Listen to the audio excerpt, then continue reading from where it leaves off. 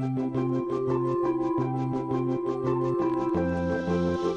truth is out. How will Lexi and Chaz react to knowing they've both been dating the same man who they both promised they wouldn't? Trouble in Emmerdale tonight at 7.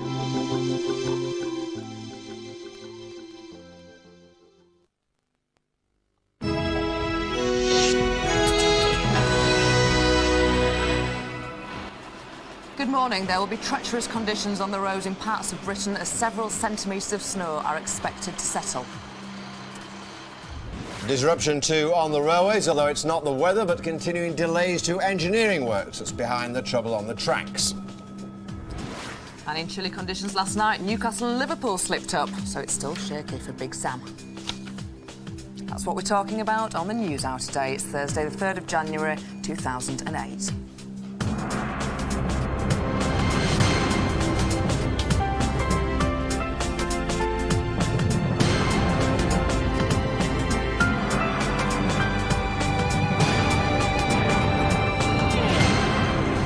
Hello, good morning from me. You're watching the News Hour. It's just gone 6 o'clock. Also on the programme today, Sue Jamieson has travelled to Kenya for us to report on the latest violence as Nairobi prepares for a mass demonstration. And how much do you know about the candidates bidding to become the next president of the United States? We're live to Iowa in America as the presidential race proper gets underway. We'll tell you how that vote could have implications for our future. Yes, and we'll meet three sisters who made the tough decision to have double mastectomies to rule out a family risk of breast cancer. But first, let's get today's weather. Good morning, Claire. Good morning. Well, today is going to be bitterly cold wherever you are. Now, if you live in the west, particularly Northern Ireland and Western Scotland, perhaps even northwest England, you'll be seeing some lovely sunshine. It's not going to help the temperatures at all, though. And then to the east and to the south, that's where the conditions are pretty awful. Even this morning, we're seeing snow showers move in across central and eastern areas of Scotland and northeast England, anywhere down towards the Humber Wash area. Currently, we're seeing an area of cloud and rain slowly move its way northwards as it hits the cold air through the morning into the afternoon. We are likely to see some snow here. Elsewhere then, as you can see, temperatures really struggling. 3 or 4 at the very highest, but struggling to get above freezing across much of central and southern parts of the country. Gloria. Claire. The top story this morning, drivers are being advised to prepare for hazardous conditions this morning with snow and freezing temperatures forecast for much of the country. The Highways Agency is preparing a fleet of gritters to treat motorways and A roads. Rachel Harrison is in Durham city centre for us. Rachel, what's it like where you are? Yes, good morning, Gloria. Well, I've actually driven from Manchester and I've seen the first snow of 2008 in parts of Leeds and coming through Darlington. And we've seen a light dusting here in Durham, but as the day goes on, we're expecting it to get far worse. Large parts of the country are going to be affected, and the gritters have been out in force overnight in southwest of England, the southeast of England, up to Lincolnshire and anywhere north of the Wash right up to Scotland. Now, we're being told we're going to have around 10 centimetres of snow in the higher areas of the country and around 2 to 4 in some of the low-lying areas. But the Highways Agency is warning people that if you're going out today, to take extra flasks, blankets, clothing, just in case you got caught if you're going to the more remote parts of the country. But as I say, it's not going to be too bad as you're going into the commute into work, but it will get worse during the day. And if you're a child that's off school at the moment, the good news is you're going to have some snow. The bad news is the snow spell is only going to be for around 24 hours, so enjoy it while you can. Stay warm, Rachel. Thanks very much. Let's catch up on the rest of the news. Here's Priya. Thanks, John. Good morning. In Kenya, the opposition leader has insisted that a banned march will go ahead today, despite concerns it could lead to further violence. 1 million protesters are expected to rally in the capital, Nairobi. Hundreds of people have died in the Troubles following the re-election of President Kibaki last week. The Foreign Office has warned against all non-essential travel to the country. The rail regulator says it's launching an urgent investigation into the engineering delays on the West Coast Main Line, which threatened to disrupt commuter travel again this morning. Network Rail has admitted a shortage of staff is to blame for the problems and may now be fined. Well, Jackie Kabler is at Birmingham International Station for us this morning. Jackie. Good morning. Yes, Virgin Trains have advised their passengers not to travel again today. They've described the whole thing as a fiasco, very badly affected by it. Of course, what it's due to, just as a reminder, is these engineering works which have overrun now for the 4th successive day on the West Coast Main Line, basically closing an area of track between Coventry, Northampton and Milton Keynes, and that has caused huge knock-on effects. Passengers yesterday describing nightmare journeys extended by 2 to 3 hours in some cases, many people being transferred to buses and no trains at all fall in many parts of the country, and it really is going to be a similar picture today. Network Rail say it's down to a shortage of specialist staff. They have apologised, but they don't seem able to tell us when the trains will be back to normal. The rail regulator has launched an investigation, and Network Rail could face a hefty fine over this, as well as the closure yesterday of Liverpool Street Station in London, again due to overrunning engineering works. Meanwhile, this issue is going to be raised in Parliament as a matter of urgency next Monday when they return from their Christmas break. Labour MP Louise Ellman demanding an explanation and an apology to the thousands and thousands of people affected by this. Network Rail are refusing to comment on reports that it could be next Monday, Priya, before things get back to normal. Jackie, thank you. The missing data scandal may be much worse than the government's admitted, according to a group of MPs. A report by the Commons Justice Committee warns that the massive security breach at Her Majesty's Revenue and Customs wasn't an isolated case, and it's calling for government departments to be held criminally responsible for data protection breaches. The record price of oil, now trading at $100 a barrel, means that UK motorists are to face the highest ever prices at the pump. Filling a typical 50-litre tank now costs £7.36 more than a year ago. That's according to the AA. The race for the White House begins today in the American state of Iowa. Voters there will decide which candidates from the Republican and Democratic parties they want to run for US president. Well, Sarah Moore is in the state capital of Iowa, Des Moines, for us this morning. Morning, Sarah. Morning, Priya. It's certainly an important job. The President of the United States of America, George W. Bush, will step down in November, and the race for his replacement is on. All eyes are on Iowa. Today we'll get the first indication of who that could be. Voters in the state will go to a caucus where they'll have their say on who they want running for president. Now, the Democrat frontrunner is former First Lady Hillary Clinton. She's favourite in the polls. She says her time in the White House with her husband Bill gives her the experience for the job. But she's neck and neck in some polls with a younger, fresher candidate, Barack Obama.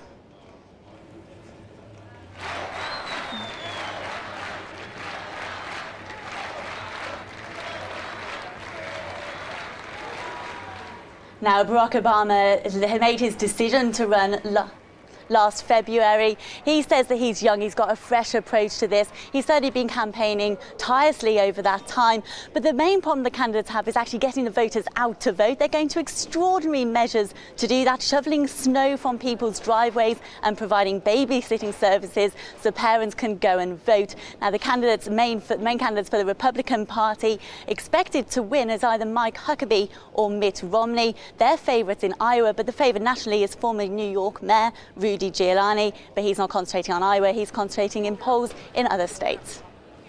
Lots going on. Thank you, Sarah. Look what's on our website this morning. Discover the top 10 overseas property hotspots for 2008. Are you happy with your body shape? Take part in our New Year lifestyle survey. And we reveal what you're most likely to leave in a hotel room. All that and more on the website gm.tv. It's now just coming up to 8 minutes past 6. Back to Gloria and John. Thanks very much, Dee. Priya, let's take a look at the morning papers. The Mirror highlights the tragic case of a guy who went out to look for his dog and was murdered by youngsters allegedly high on vodka. The Daily Mail, pay mum to look after the children. Parents should get tax breaks to help them bring up their children, according to Gordon Brown's researchers. Daily Express says that millions of householders could be hammered with an extra £140 a year on their council tax bills. The Sun highlights the case of Joey Barton, the Newcastle United footballer who's currently in custody, saying that he's crying himself to sleep while he's on remand. And on the front page of the Daily Star, Save Our Rovers. That's a follow-up to their piece yesterday saying the Rovers' return is going to close. Look at the broadsheet. It's now The Independent has an in-depth look at all the candidates who want to be the next president of the United States. The Daily Telegraph looks at GPs urging millions hit by that vomiting bug to stay at home. We've certainly had bouts of it in our office. I'm sure you may have too. The Times talks about the impact that the high price of oil may have on the rest of our economy. And The Guardian, the only newspaper to splash their front page with what's happening in Kenya. Murder of the children who sought sanctuary in church. And we stay with that subject now as a mass demonstration is expected to go ahead in Nairobi today despite a government ban on it. Meanwhile, foreign nationals are continuing to leave Kenya following violence in the country. Hundreds have already died. On the line now is Phil Thomas from the charity Girl, which is based in Nairobi. good morning to you. Good morning. Could you explain what your personal situation, what's your daily life like? Okay, well, there's been relative calm in more affluent residential areas the last few days, so we've managed to get ample supplies in. So basically, myself and all my colleagues are just ready to stay at home with locked doors for the next few days to see what happens. Would you like to leave the country? Well, our plan is we've got a contingency plan we're in the process of trying to secure flights out on the weekend after after seeing what happens over the next few days. If we are able to travel to the airport and we feel we still need to, then we will. And what's your hunch? If this demonstration does take place, can you see the flames being fueled even further? It's very worrying at the moment. We don't know what's going to happen the next few days. With this demonstration today, where the government has abandoned it and the opposition leaders are still mobilising everybody. So nobody's sure at all of what the outcome is going to be. And the ethnic tension, the attacks from one ethnic group affiliated from one side and the attack on the other side is still increasing. So it's quite a worrying situation. Well, we hope you stay safe and we thank you for talking to us this morning. Time now 11 minutes past 6, time for some sport, and Sam Allardyce, the Newcastle United manager, has admitted that he's under mounting pressure following their defeat last night to Manchester City, reflecting the headlines this morning. Is that the sack you're looking at, Sam, the headline in the Mirror and in the Daily Mail? Sam's agony, joined now by Paul Elliott, former Chelsea and Charlton star, to discuss that match and others. I mean, will they sack Sam, do you think, or will they wait until the outcome of the game against Stoke City, the FA Cup game on Saturday? More probable. I mean, ultimately, John is in the results business. However, their form has not been good. 3 defeats back-to-back, only a possible 1 point in the last 12. Not playing particularly well. Great, massive expectation by the Geordie faithful. But they must give him time. Patience is key. And all the great managers, John, they've gone through their turbulence. And the board, the chairman, the owners, they've stuck by him. And I hope that's applicable in this case. Well, they all needed a lot of patience last night when they faced Manchester City. I'm allowed to smoke a little bit, I suppose. Who won 2-0. These were the goals we're going to look at now. The first came from Milano. What a genius. Oh, a pure talent. I mean, it's a good little link-up. He actually started it, John, and it's a clinical finish on his left side for his 6th goal of the season. Excellent link-up play with Vassell, and he comes on his left side, and it's a stunning execution from a player of the highest order. And the second goal from the substitute, Fernandes. Good little link-up. His first touch, the Swiss player in his 75th minute. And obviously makes it game, set and match. And I must say, the Newcastle defensive line was woeful. Yeah, it was woeful, and the Newcastle fans voted with their feet 10, 15 minutes before the end even. They were streaming out of the ground. It's not good news for them, and it's a shame because it's a great club and a great bunch of supporters there. Concur with you, John. Good news for Manchester City, though. They're now going to 4th place. Funny you should mention. Because Liverpool slipped up badly against Wigan, didn't they, last night? Yeah, but, you've got to give Steve Bruce a lot of credit. Done an excellent job, John. The impact he's made has been very impressive. But Liverpool, they are struggling in the point situation at the moment. I mean, it's a game, John, it was a must-win. And obviously it was Torres scoring his 16th goal out of a possible 24 this season. Been in outstanding form, but it's the supply around him. There's an over-reliance and a great dependency on him. But obviously later in the game it was an equaliser. They failed to clear the ball.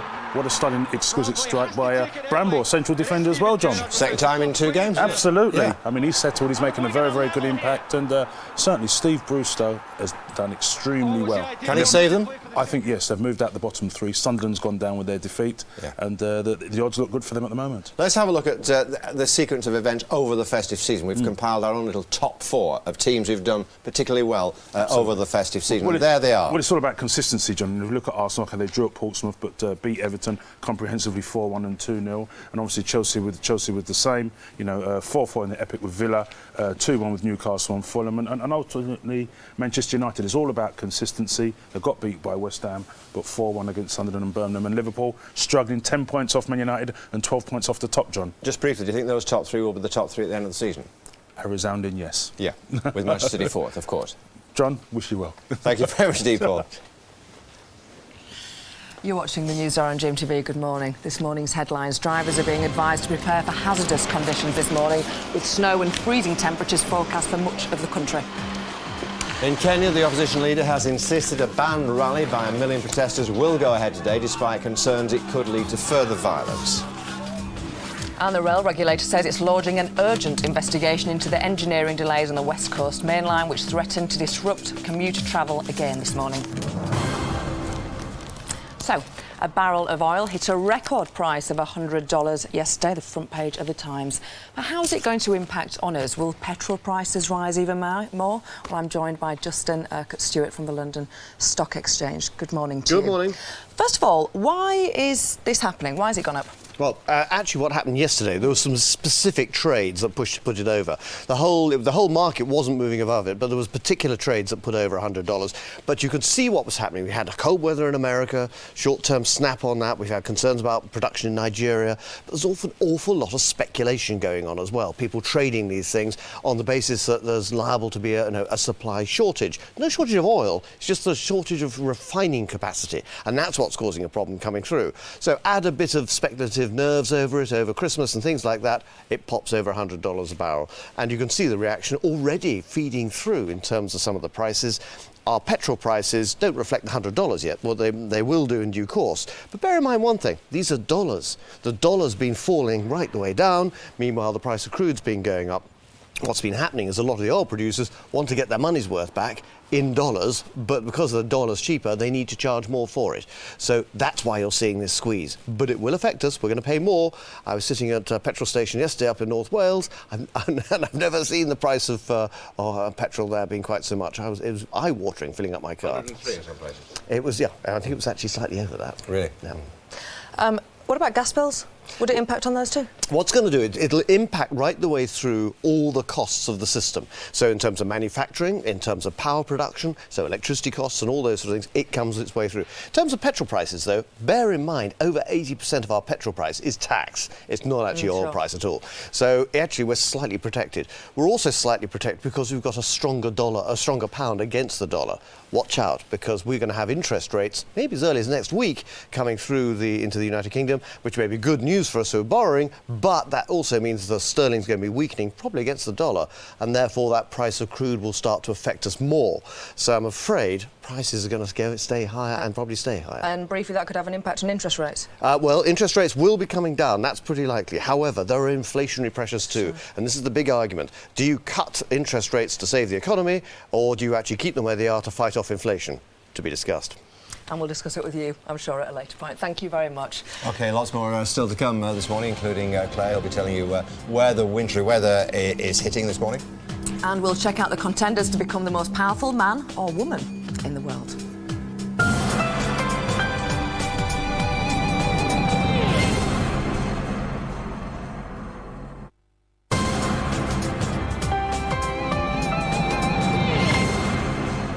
Welcome back. The time 6:20. Very good morning to you if you're just joining us. The race for the White House begins in earnest today as the first US presidential votes take place in the state of Iowa. So who are the candidates fighting it out for the top spot, and what will it mean for us here in Britain? Here's Sarah Moore. In 2008, this man is out, and the White House will be home to one of these, all fighting it out to be the next president of the United States. The next president won't be decided until November, but the race officially begins today in Iowa. Television stations from across the world are here waiting to see who they pick in this state to be the candidate for the Democrats or the Republican Party to fight for the White House. So what happens? Well, anyone registered to a party can go to the caucus. They turn up and raise their hands or stand in a group for the candidate they want to support. A vote is taken, and the one with the most votes is the preferred presidential nominee for that party in that state. It's an open race, and all eyes are on Iowa for an early indication of who could be running America. It's the first in the nation to go to the polls. Already, it's a showbiz affair, looking more like Political Idol. The main Democrat contenders, Barack Obama and Hillary Clinton, have both added glitz and glamour to their campaign. The former First Lady counts her husband Bill and Madonna as her #1 fans. But then Oprah Winfrey has been running campaigns for Obama, and with Brad Pitt and Will Smith also backing him, he wins a celeb vote. But will that be enough? But there's competition on the Republican side. The main contenders for the nomination in Iowa are Mitt Romney and Mike Huckabee, with Rudy Giuliani leading the polls nationally. Well, joined in the studio now by American Studies expert Professor Phil Davis. Good to see you. Thanks very much indeed for getting up to talk to us. What will this mean for us here in the UK, assuming, say, for example, the Democrats win the election at the end of the day in November? Well, the main difference is between the two parties rather than between the individuals fighting for the party nominations. And probably the main issues that would affect Britain would be things like Iraq, Iran and climate change, because the rest of the domestic stuff doesn't really affect us at all. But on Iran, for instance, the Republicans talk a rather more belligerent line. On Iraq, the Democrats are more eager to get out. And on climate change, you've still got some of the Republicans who hardly believe it's happening at all. That would be a tricky one for Hillary Clinton if she were to become the President of the United States, given that she voted for the war in Iraq in the first place. Well, this is true. It's also true of Edwards, but both of them have now turned their positions.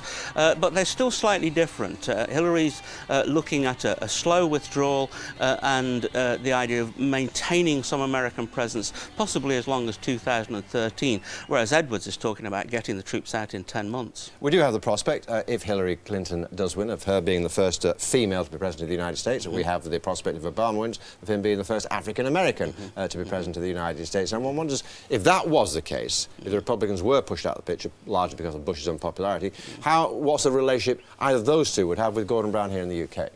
Gordon Brown's links into the Democratic Party are strong. He is quite an Americophile. He visits a lot, and he has good links into the Democratic leadership. So I think that whoever, if the Democrats won, I think that whoever it was, Gordon Brown's team would have quite good connections with them. Ex-Mayor of New York, Giuliani, who many people will remember, of course, for his heroics after the September the 11th atrocity, is shying away a little bit from Iowa. He's concentrating on events nationally. Do you think he's in with a chance, given the unpopularity of George Bush at the moment?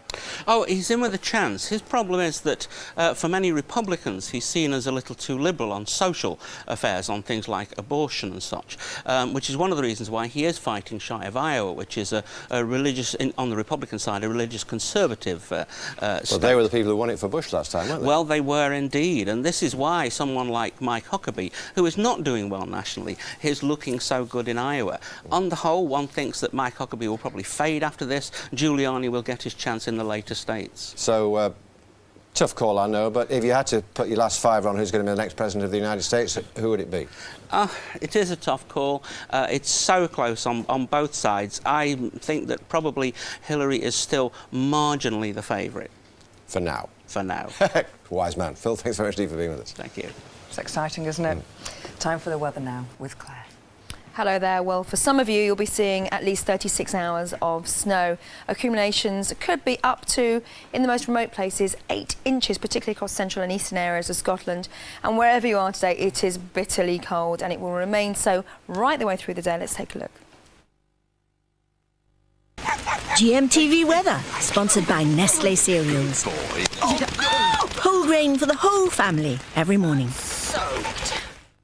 So for today, we can see where the snow is going to fall. We could see some patchy snow across much of England and Wales, but it's anywhere from northeast England up towards eastern Scotland. That's where the snow showers are now piling in, and they will continue to do so, becoming frequent and heavier through the day. And then this area of snow, rain and snow moving its way northwards, will merge with the showers here, and that means more snow tonight for the northeast. And even across towards Northern Ireland, you could get 1 or 2 snow flurries this afternoon, but I think that's where the best of the weather is likely to be. So this morning then, well, wherever you are, it's freezing cold. The wind is very strong, and that means the lowest wind chill today probably around -10, -11 degrees Celsius. That's wind chill. Typical temperatures probably around 0 to 3 as we head through the afternoon. So we can see where the snow showers are. They've been moving in across central and eastern areas of Scotland overnight, down towards Northumberland as well as Yorkshire, and even places such as Lincolnshire are seeing 1 or 2. Down towards the south, currently we're seeing a little bit of patchy rain. As that rain moves up, though, across the morning, morning, you can see it's going to turn colder, and that rain will turn to snow. So we could see 1 or 2 centimetres across England and Wales as we head through the afternoon. So wherever you are this morning, wrap up warm because it is going to be bitterly cold. Through the afternoon then, for the northwest of the country of Scotland, that's where you'll see the sunshine. But those snow showers really pushing in. Temperatures struggling there, as you can see. The wind is so strong they could actually push across to the southwest of Scotland, as well as places such as Carlisle, but places such as Manchester probably getting away with some dry weather. Cloudy conditions moving up across the Midlands as well as East Anglia by around 3 o'clock, anywhere from Essex across to Oxfordshire and South Wales, seeing that snow, rain currently, and continue to be down towards the West Country. Much of Wales then getting away with a dry afternoon, but as I said, 1 or 2 snow showers likely just to clip the eastern and northern side of Northern Ireland, and temperatures here will be the highest 4 Celsius at the very best. Tonight then, as I said, the snow in the south will merge with the showers in the north. That means more snow, particularly for the central and eastern area of Scotland as well as northeast England. Fog in the south, freezing cold in the west with temperatures down to -3. And that's how we see tomorrow. Tomorrow's going to be very, very tricky indeed across eastern Scotland because by then we could see up to 8 inches of snow elsewhere. It's dying out, more rain to come later on in the day. Here's your summary. Check out what the weather will be like this weekend on our website, gm.tv. Good morning. The time is 6:27 on Thursday, the 3rd of January 2008. Yes, you're watching the News Hour here on GMTV. In the next half hour, there's still chaos on parts of the railway system. We'll be asking how commuters get compensation. And we'll head to Nairobi, where a huge demonstration banned by the government is expected to take place today. And we'll find out why these sisters have all opted for double mastectomies to rule out a hereditary risk of breast cancer. But our top story this morning, drivers are being advised to prepare for hazardous conditions with snow and freezing temperatures forecast for much of the country. The Highways Agency is preparing a fleet of gritters to treat motorways and A roads. Matt Arnold is at a gritting depot in Leicester. What's the picture, Matt?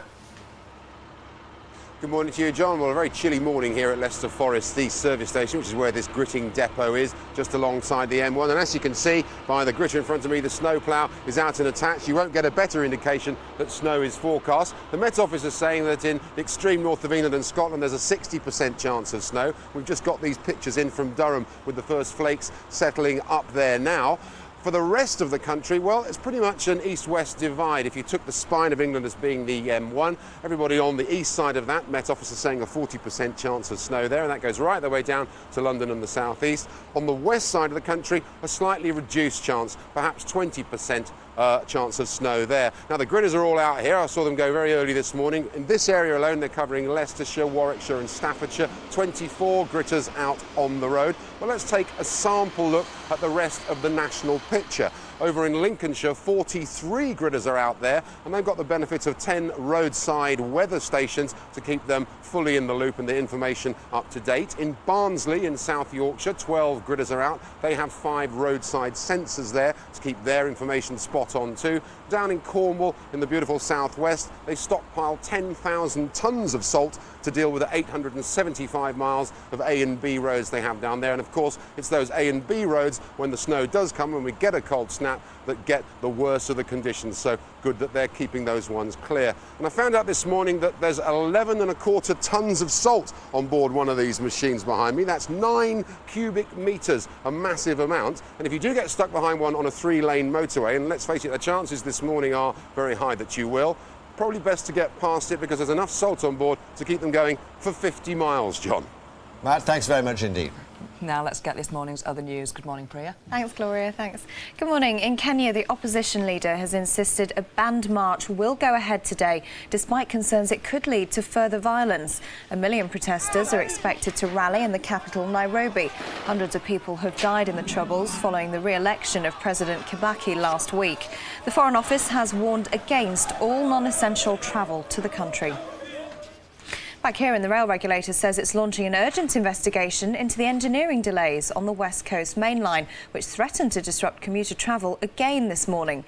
Network Rail has admitted a shortage of staff is to blame for the problems and may now be fined. Well, Jackie Kabler is at Birmingham International Station for us this morning. Hello, Jackie.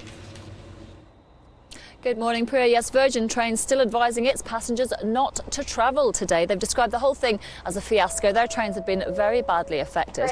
And this is all due, of course, to these problems on the West Coast main line. Engineering works which have now overrun for the 4th successive day, basically closing a large section of line between Coventry, Northampton and Milton Keynes. And that's had enormous knock-on effects. Passengers yesterday describing nightmare journeys extended by 2 or 3 hours. In some places, having to get on buses, trains not running in many parts of the country, and it's going to be a similar scene today. Network Rail are blaming the fact that they don't have enough specialist staff, and we don't seem to be able to get a date out of them when this is all going to be sorted.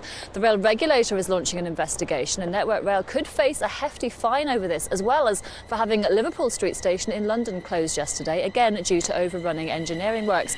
Meanwhile, this is going to be raised as a matter of urgency in Parliament on Monday when they all return from their Christmas break. The Labour MP Louise Ellman says she wants an explanation and an apology to the thousands of passengers affected. Network Rail are refusing to comment at the moment on reports that it could be next Monday before things are sorted, Priya. Jackie, thank you. The missing data scandal may be much worse than the government's admitted, according to a group of MPs. A report by the Commons Justice Committee warns the massive security breach at Her Majesty's Revenue and Customs wasn't an isolated case, and it's now calling for government departments to be held criminally responsible for data protection breaches. Christmas overspending will lead to record levels of debt this year. Accountants predict that around 120,000 people will be declared insolvent this year after splashing out over the festive season. Figures show that many shoppers were tempted by discounts online and on the high street. Opera singer Russell Watson has begun an intensive course of radiotherapy in a bid to combat a recurring brain tumour. The singer's been told his eyesight could be damaged as a result of the treatment. Tiffany Royce reports. Not the way he may have wished to start the new year, but as Russell Watson headed to hospital to begin a gruelling course of radiotherapy, the singer was characteristically upbeat. I just see it as another challenge and hopefully a step in the right direction and a step to getting this thing sorted out once and for all. Father of 2, Russell had surgery to remove the brain tumour in October, his second operation in less than a year. He first discovered he was ill in 2006 but made a full recovery. Sadly, scans soon revealed the tumour had grown back. Now he will undergo intensive radiotherapy. It's 5 weeks solid, 5 days a week. So it's pretty intense. I think as a human being, if you're going through anything like this, you've got to have something to aim for and you've got to believe that you're going to be all right. A tough start to the year for a man who must be hoping 2008 really will bring him the all clear. I said that's life. Let's hope so. Look at what's on our website this morning.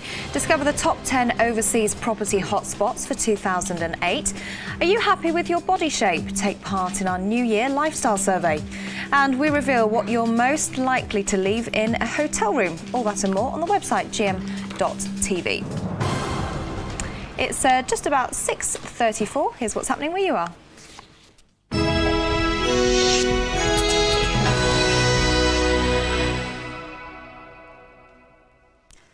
Thanks, Priya. Good morning. The main stories here in the northwest.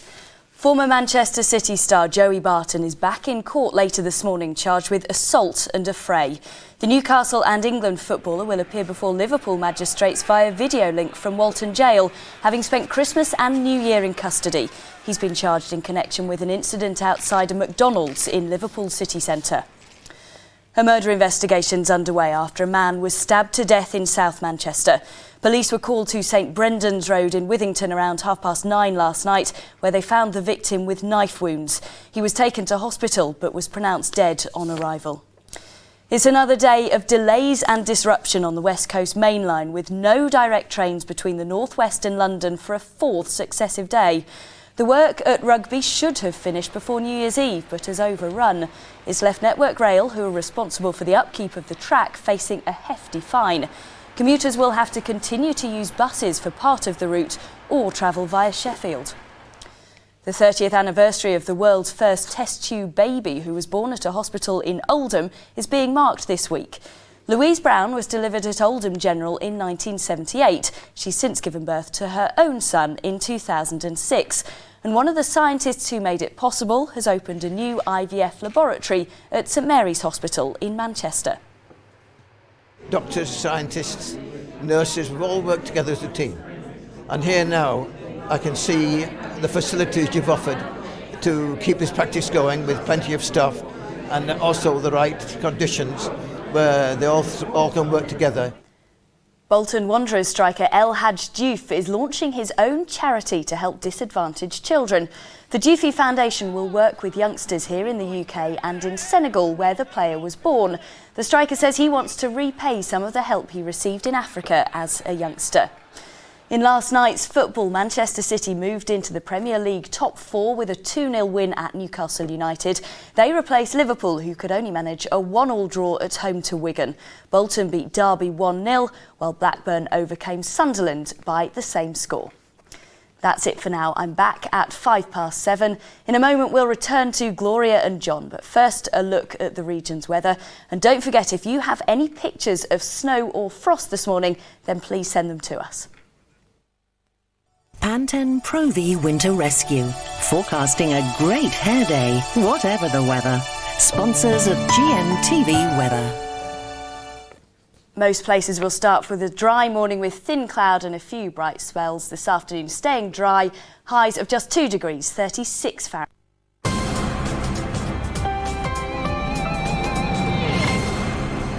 Welcome back to News Hour. 23 minutes to 7 is the time. Quick look at the morning papers. The Times concentrates on the rise in oil prices, which we featured a few moments ago. The Independent, the future starts here. That's a reflection of the caucuses in Iowa, which we're featuring also on the programme.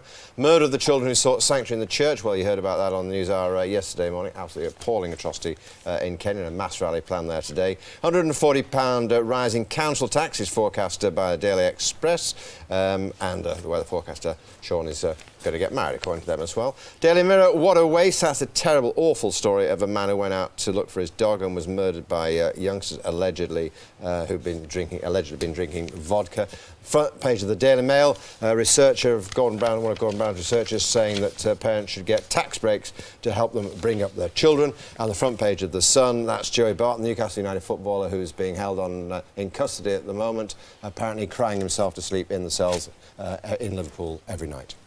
And many of the papers detailing the chaos on the railways following the overrunning engineering works. This is inside the Daily Telegraph. The misery continues for rail travellers, and it certainly does. And joining me now is Ashwin Kumar from the National Rail Watchdog, Passenger Focus.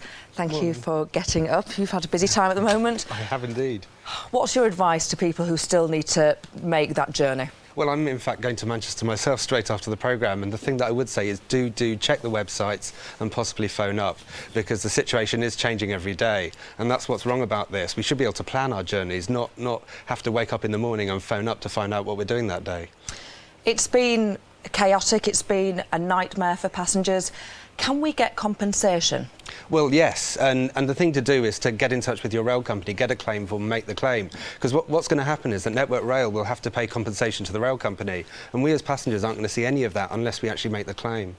But you accept that obviously engineering works have to take place. That's how we get a better service in the long run. So what's the best way to do it while minimising disruption? Well, I mean, the point is that when these works have happened, in a year's time, we're going to get better service between London and the North West. It's going to be faster, more frequent trains. So the work has got to happen, but the process of change has got to be managed properly. We've got Network Rail has to get a grip of its project management, because we're going to have this work going on for the rest of this year at weekends, and we can't have this happening every time there's more engineering works. And when you've been speaking to passengers, what's the mood really? Well, people are angry. I mean, they're frustrated. You know, we've done research. Passenger Focus has done research to find out what passengers want when there's disruption. And the top thing they all say is to be able to plan.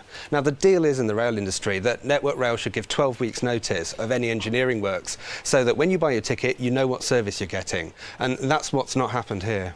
So basically, people should look into that compensation there. Yeah, that's absolutely. The thing that they can do in the immediate. Yes. OK, thanks to you for explaining that, and thank you for coming in. Thank you. Kenya's opposition party is to go ahead with a mass march in Nairobi this morning despite a police ban on the event. Hundreds of people have now died in the violence which broke out following the disputed re-election of President Kibaki last week. Sue Jamieson is in Nairobi for us this morning. Just arrived there. Sue, good to see you. Just give us your first impressions.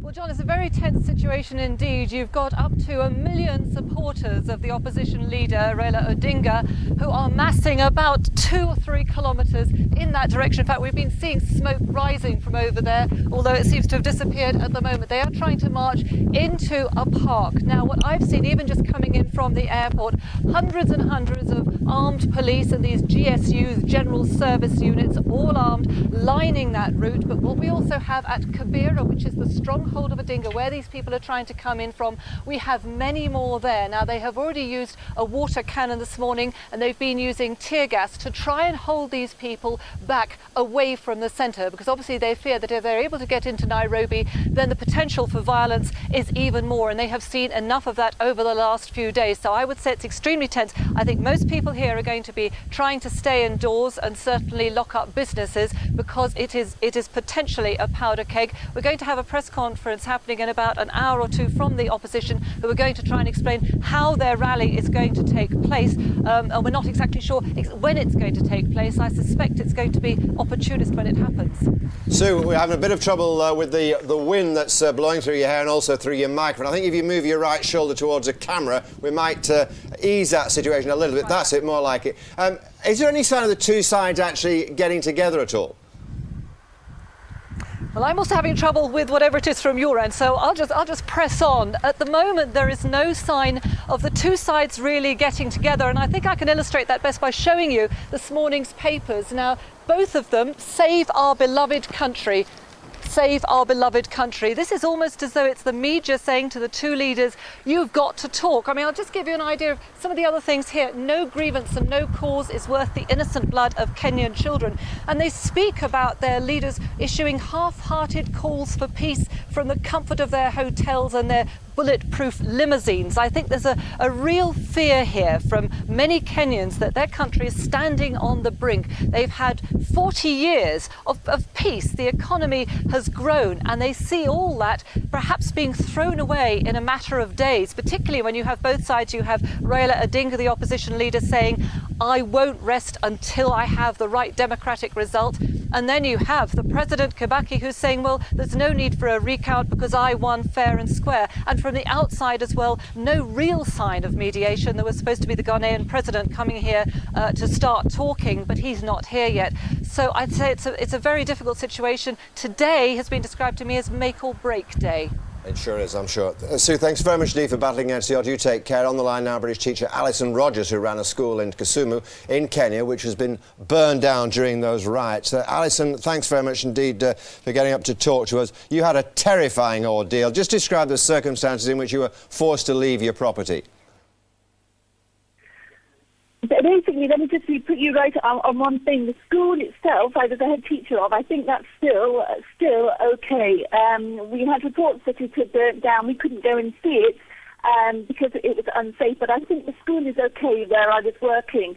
However, with the children's charity and the business that we owned and invested everything in, sold our house in London 2 years ago and invested everything in on the shores of Lake Victoria, only 8 kilometres outside Kisumu, that one has been absolutely burnt to the ground. It's been looted.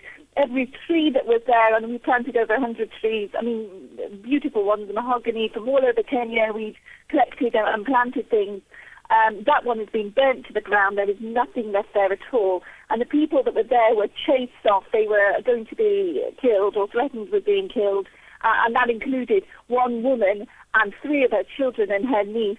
One of them was aged 4, another aged 5, another one aged 12, and her niece was aged 18, hoping to go to college or university. Now, they were chased by about 200 people barefoot along the shores of the lake.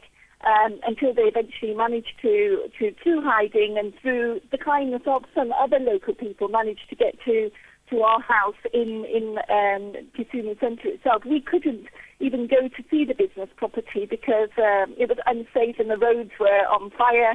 and people were looting and killing Kikuyus in the street. And as you're aware, I'm married to a Kikuyu, and my children are Kikuyu, so we were in hiding in the house at the time. Well, it must have been a terrifying ordeal for you. And what about the children, and indeed a little baby, a very tiny baby you have? I mean, how have you all coped through this? Well, of course, we felt extremely vulnerable, and as a mother, as I suppose any mother there can guess, you know, your first priority is your children and trying to keep them safe. And if you feel that you're not in a position to keep them safe, that is the most terrifying thing you know, that you can be faced with. The baby, of course, is 3 weeks old. Very, very tiny. I had her by emergency cesarean section, so I wasn't particularly well. I wasn't able to drive, even if I could. And my husband couldn't go out, so I was the one that had to go and look for food or try and find things because, you know, I was the only one who politically doesn't have a statement to make. So that was very difficult. And I think it's been very difficult on my 7-year-old and my 9-year-old. I've had to give a lot of attention to the baby, feeding every 4 hours. Thank goodness I'm breastfeeding and not on formula milk because I couldn't have got it. And, you know, they've got lots of unanswered questions and lots of frustrations and lots of anxieties themselves that they don't understand and that we haven't been able to properly sit down and talk to them about. My little girl, when people came to our gate to try and break into the house and try and get us and the other 2 Kikuyu families that we were hiding, she said, Mum, I'm so frightened. I can't even, you know, I feel too sick to be able to pack.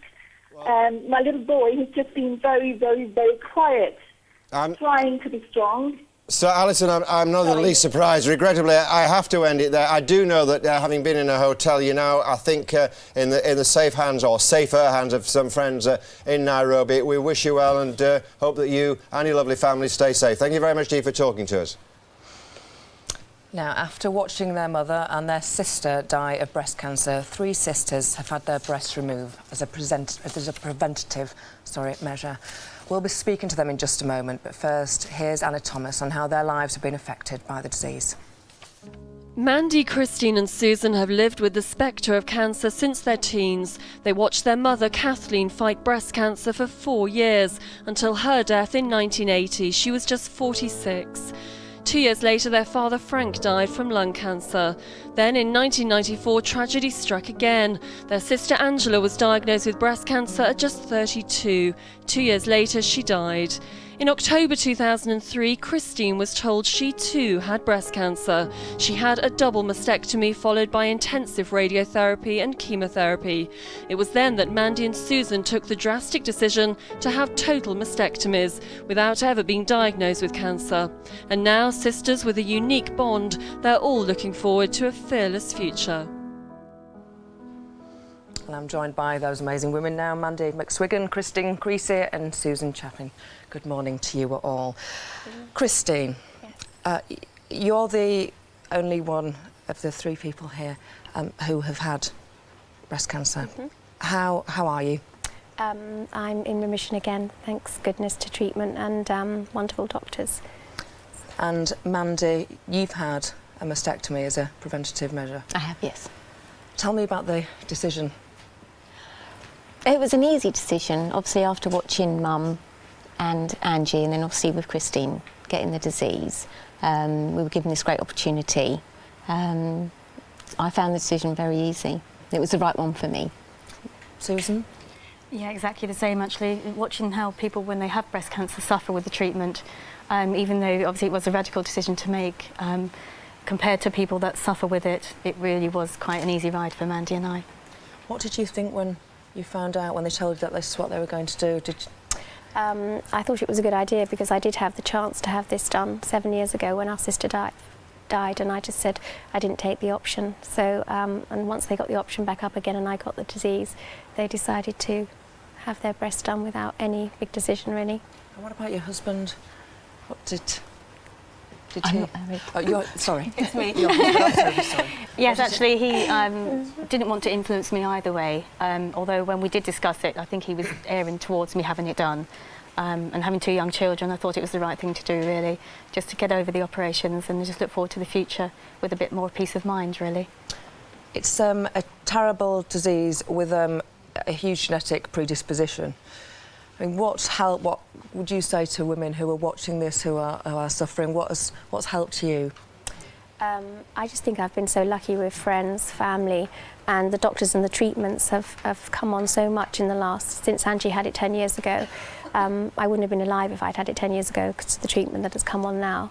The chemotherapy is fantastic. And your prognosis is good? I hope so. I hope so. Yeah. And how do you two feel? It must have been incredible. I mean, it's very big surgery that you underwent, isn't it? It must have been very painful. How long were you in hospital? It wasn't actually as painful as what we first thought. First couple of days, it was more sort of a discomfort than a pain, but literally 2 days and we were out within 4, so... But when you went into that operating theatre, what was going through your head? Are we doing the right thing? Are we doing the right thing? What are we going to look like? Obviously, because it does have a cosmetic... Even at that stage, you're asking that question. Yeah. It's not surprising now. I'm not criticising you at all for that. Yeah, not the least definitely. But still, in the back of your mind, you know you're doing it for the right reasons, because you certainly didn't want to go through or face what our sisters and mother had gone through. So, and any opportunity was the right thing. Well, you are 3 very inspirational women, and it's a pleasure to talk to you this morning. Good luck. Good luck to you. Thanks for coming in. And you can get all the essential facts and information about breast cancer, including a symptoms checker, on our website, gm.tv. Yeah, that's just about it from the 2 of us. We're handing over to Kate and Ben for GMTV Today. And after the break, Claire with the latest on the wintry weather blasting parts of Britain this morning.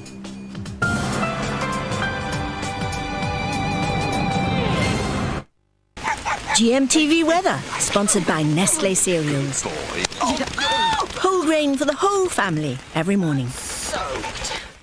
Hello there. Most of us will be seeing some snow today. Certainly everybody will be feeling the bitterly cold wind. Temperatures typically at the moment between around -1 and 1, and it's feeling more like -10. So wherever you are today, wrap up warm. As you can see from our snow map, over the next 12 hours or so, expecting up to 10 centimetres in places across central and eastern areas of Scotland, down towards northeast England. And even further south, there's going to be, I'd say, up to 2 centimetres in places as rain moves its way northwards. So wherever you are, remember it could be tricky on the roads. The radar shows this very nicely indeed. If I just step out the way, you can see here a rash of showers moving in. They're rain showers up towards the North Sea, but as they hit the cold air inland, you can see here right the way down the coast there and also inland. In fact, we have a TV crew for you this morning in Durham, where it has been snowing for the last, I'd say, hour or so. And as you can see here, it's quite heavy in places, causing problems with visibility. So wherever you are today, remember, you could see some of this, if not now, but maybe later, particularly, I'd say, anywhere from the Wash and northwards where it is likely to be heavy. So that's the picture at the moment. What's happening elsewhere? Well, to the west, as you can see, we're seeing drier skies this morning, and eventually you will see some sunshine here. In fact, sunshine across western areas of Scotland, perhaps even northwest England, particularly for this morning rather than this afternoon. Currently, there's cloud and rain moving across the far south of England, and that's going to hit the cold air, and it is going to turn to snow. So it's not particularly pleasant out there this morning. It's probably the coldest day we've seen for a long, long time with that wind chill factor. And the snow showers become more frequent through the afternoon and also heavier, so expect accumulations, particularly over the high ground away from the coastline. And as you can see, the wind's so strong, it's going to be pushing those showers right inland down towards the southwest of Scotland. The west coast seeing some dry weather, but in the east you can see the cloud spilling ahead of the main weather system, and this is where we're likely to see the snow continuing through the morning into the afternoon. Anywhere from, I'd say, Essex to the south coast of Wales through the afternoon, but to the north of that you can see it's mostly dry. 1 or 2 snow flowers likely also for Northern Ireland, but here you should see some sunshine, and that's where the highest temperature will be. The snow continues in the east and the north tonight, fog in the south, and then tomorrow it will slowly die out. Here's your summary. For your local weekend weather, visit our website, gm.tv.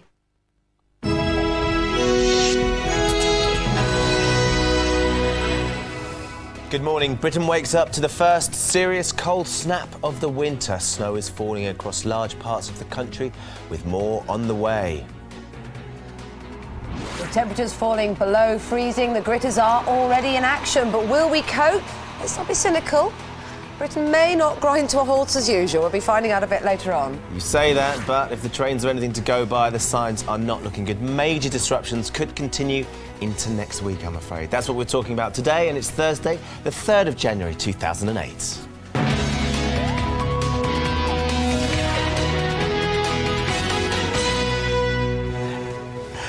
Good morning, you're watching GMTV Today. It is approaching 7 o'clock. We've got more on all of those stories from Priya in just a moment. Yes, it's not a whiteout everywhere yet, but it is bitterly cold out there. The very latest on the snow throughout the morning. I'm really hoping it's not going to snow in London this morning because I'm working and I don't want Darcy to see snow for the first time when I'm not here. And you've got to be together when that I've got to be together. It's very going to be special. like White Christmas. It'll happen at some point, though. If the weather doesn't hamper your journey, well, the rail repairs just might. We've been on the West Coast line to see just how long the trip is taking. The rail and bus journey from hell for you in 40 minutes' time. Yeah, and they are building up an impressive fan base. Van Tramp, they're a British rock band, launching an assault on the charts, and they're performing live for us just after 7:30. I have to say, Kate was looking very perky this morning when I wandered past her in the corridor, Nice talking boys. to the band. Nice boys. She doesn't look that perky since McFlyery. Oh dear, don't make me seem sad. Here's Priya. Thanks, Kate. The top story at 7 o'clock. Drivers are being advised to prepare for hazardous conditions this morning with snow and freezing temperatures forecast for much of the country. The Highways Agency is preparing a fleet of gritters to treat motorways and A roads. Well, Matt Arnold is at a gritting depot in Leicestershire. Good morning, Matt.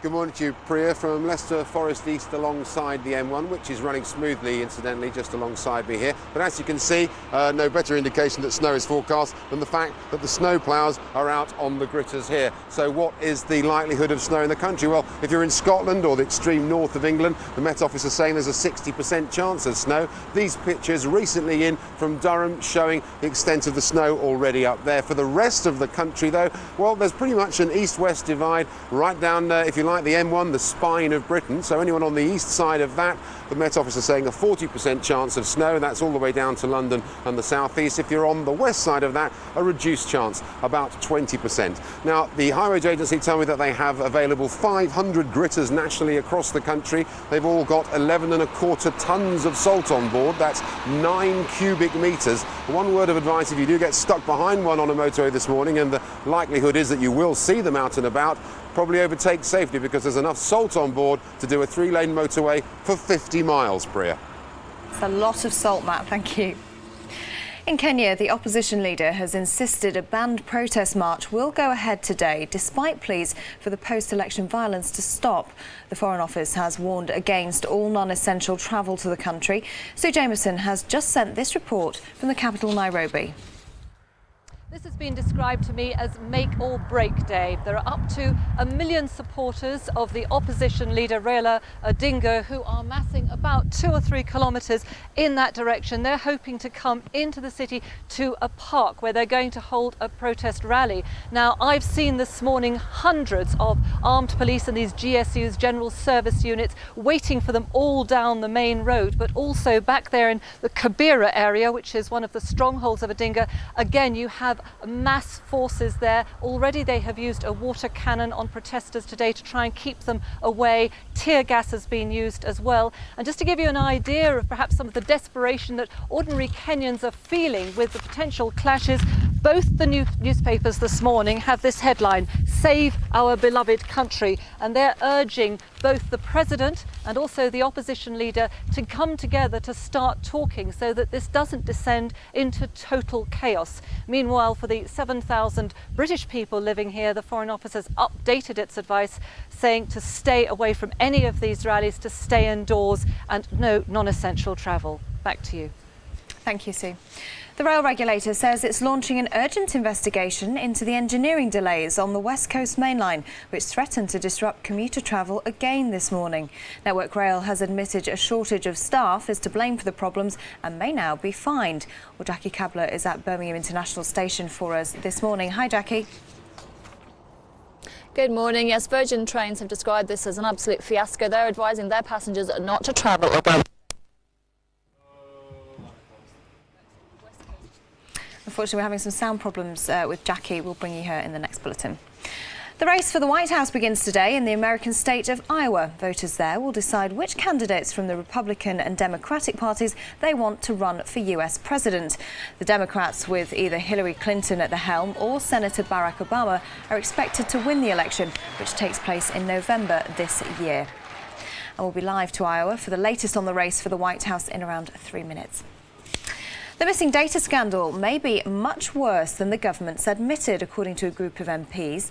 A report by the Commons Justice Committee warns that the massive security breach at Her Majesty's Revenue and Customs wasn't an isolated case, and is calling for government departments to be held criminally responsible for data protection breaches.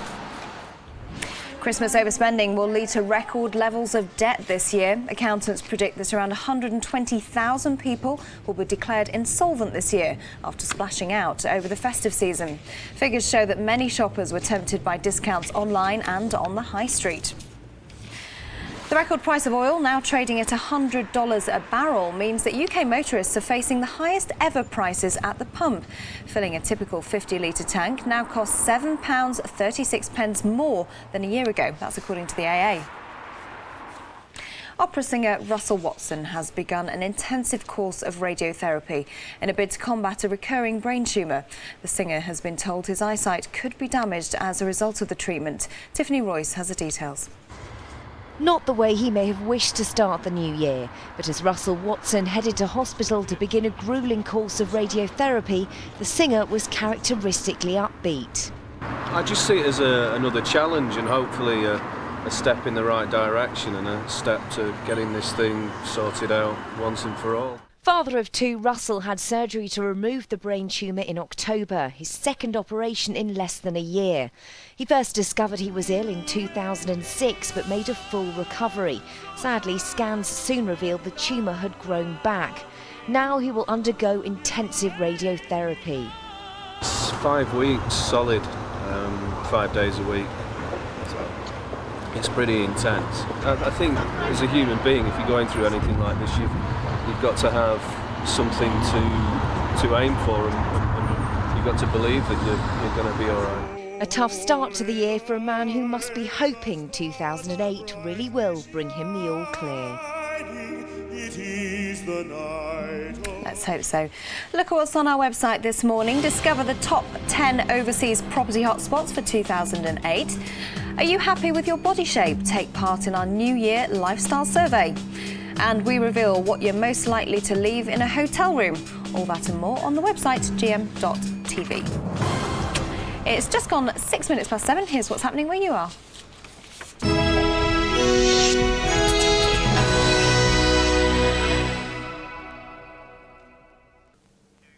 Thanks, Priya. Good morning. The main stories here in the northwest. Former Manchester City star Joey Barton is back in court later this morning, charged with assault and affray. The Newcastle and England footballer will appear before Liverpool magistrates via video link from Walton Jail, having spent Christmas and New Year in custody. He's been charged in connection with an incident outside a McDonald's in Liverpool city centre. A murder investigation's underway after a man was stabbed to death in South Manchester. Police were called to St Brendan's Road in Withington around 9:30 last night, where they found the victim with knife wounds. He was taken to hospital but was pronounced dead on arrival. It's another day of delays and disruption on the West Coast main line, with no direct trains between the North West and London for a fourth successive day. The work at Rugby should have finished before New Year's Eve but has overrun. It's left Network Rail, who are responsible for the upkeep of the track, facing a hefty fine. Commuters will have to continue to use buses for part of the route. The 30th anniversary of the world's first test tube baby, who was born in a hospital in Oldham, is being marked this week. Louise Brown was delivered at Oldham General in 1978. She's since given birth to her own son in 2006. And one of the scientists who made it possible has opened a new IVF laboratory at St Mary's Hospital in Manchester. Doctors, scientists, nurses, we've all worked together as a team. And here now, I can see the facilities you've offered to keep this practice going with plenty of staff and also the right conditions where they all can work together. Bolton Wanderers striker El Hadj Diouf is launching his own charity to help disadvantaged children. The Diouf Foundation will work with youngsters here in the UK and in Senegal, where the player was born. The striker says he wants to repay some of the help he received in Africa as a youngster. In last night's football, Manchester City moved into the Premier League top four with a 2-0 win at Newcastle United. They replaced Liverpool, who could only manage a 1-1 draw at home to Wigan. Bolton beat Derby 1-0, while Blackburn overcame Sunderland by the same score. That's it for now. I'm back at 8:05. In a moment, we'll return to Ben and Kate, but first, a look at the region's weather. And don't forget, if you have any pictures of snow or frost this morning, then please send them to us. Pantene Pro V Winter Rescue, forecasting a great hair day, whatever the weather. Sponsors of GMTV Weather. Most places will start with a dry morning with thin cloud and a few bright spells. This afternoon will stay mostly dry. Temperatures today reaching just 2 degrees Celsius. That's 36 degrees Fahrenheit.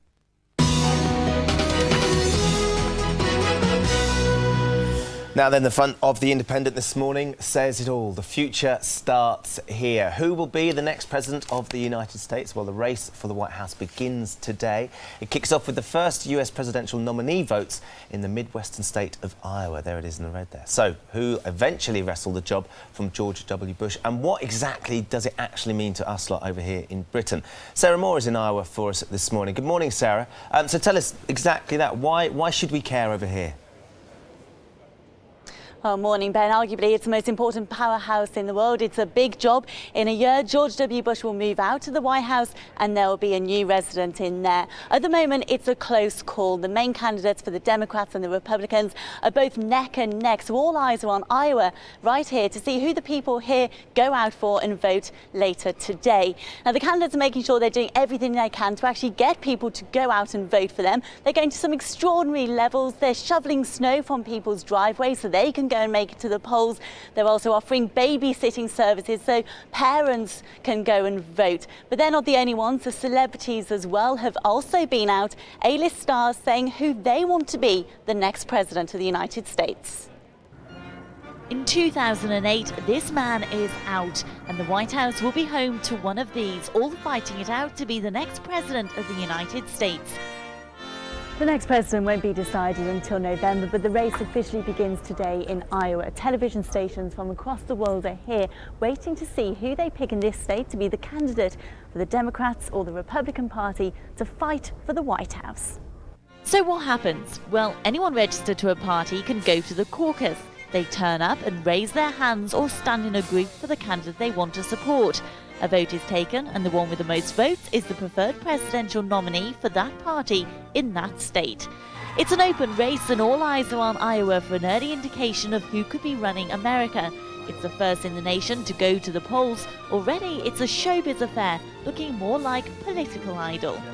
The main Democrat contenders, Barack Obama and Hillary Clinton, have both added glitz and glamour to their campaign.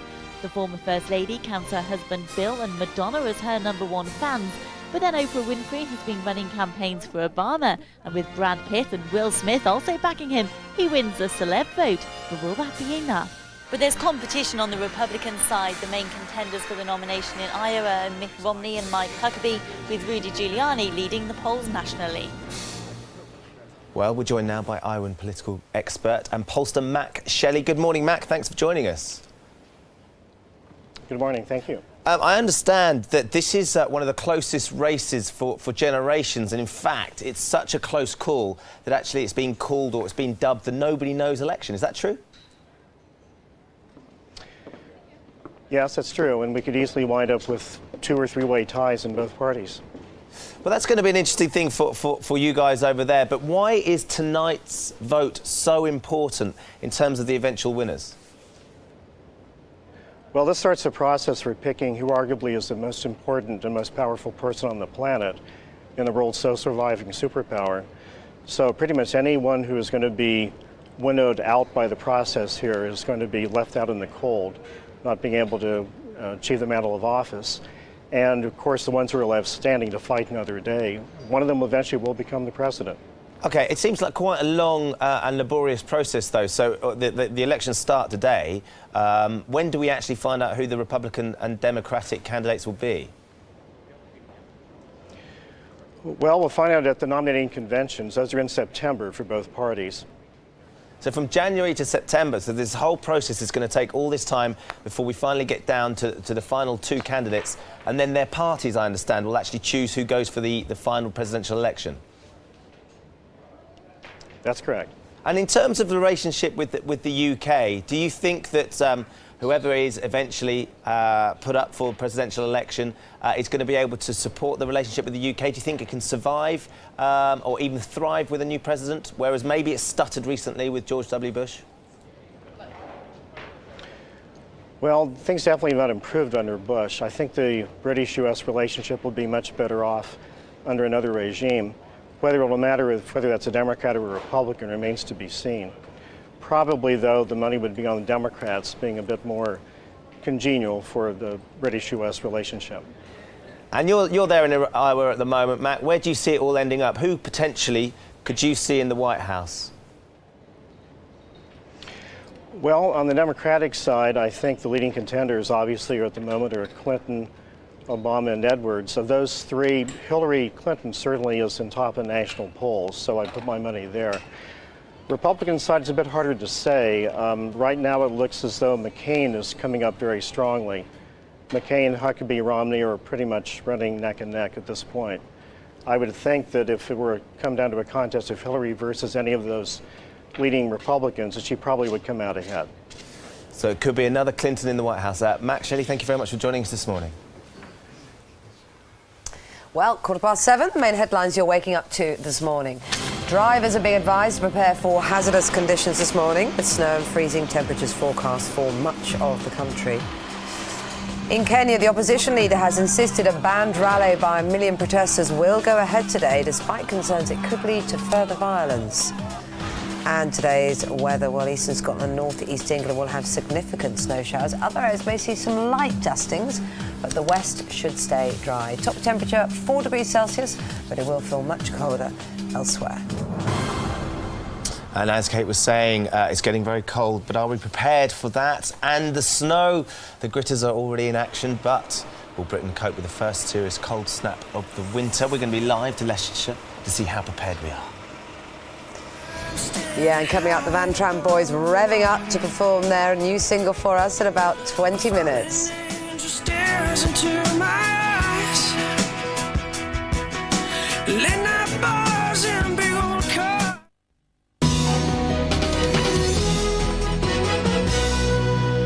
Hi there now. Snow and freezing temperatures are beginning to cause chaos across much of the country. So, will Britain keep moving despite the snowfall? I think we probably can all guess the answer, but we mustn't be mean because there's a lot of people out there trying to make things work. Matt Arnold's in Leicestershire at a gritting depot designed to keep everybody on the road. Good morning to you, Matt. I know they all work very, very hard there. They are. They're doing it right now, in fact, Kate. You can see some of the salt tipping into this one. Quick shout with the driver, Mick, who's... you've been out this morning already? Been out at 5 o'clock. Yep. The roads are fine, all nice and dry. Well, that's around here, isn't it, on the M1 in Leicestershire? 69. Okie dokie. But it's a little bit different all around the rest of the country. Obviously, the Met Office have been forecasting snow. 60% chance if you're up in Scotland or the extreme north of England. For the rest of the country, there's a divide, really.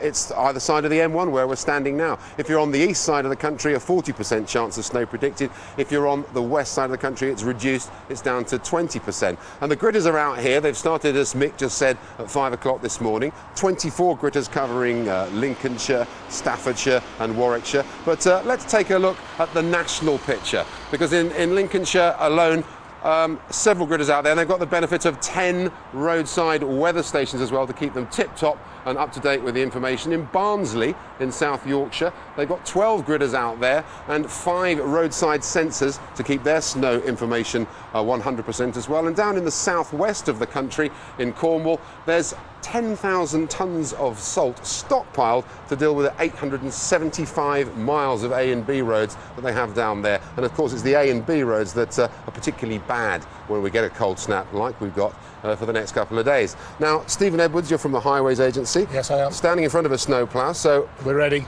You are, clearly. And 500 of your units available up and down the country now, I gather. So the old days when perhaps people used to complain, oh, we're always caught out by a cold snap, have they gone for good now? Well, I can't say definitely that they've gone for good, but certainly we are very, very well prepared for this.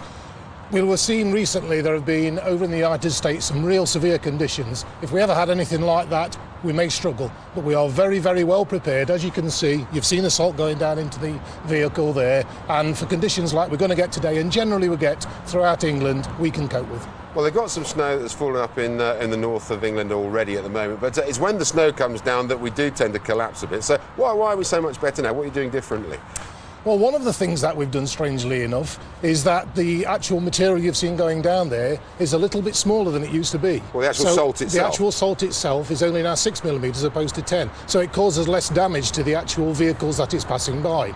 Now, what we're doing differently, we can help the environment also, because we've got ice sensors, as you've just previously been mentioning, out there on the network. That means we can treat particular little pockets, which means that we don't have to spread salt as widely as we've done in the past. Less salt on the network means that there's less damage to the environment.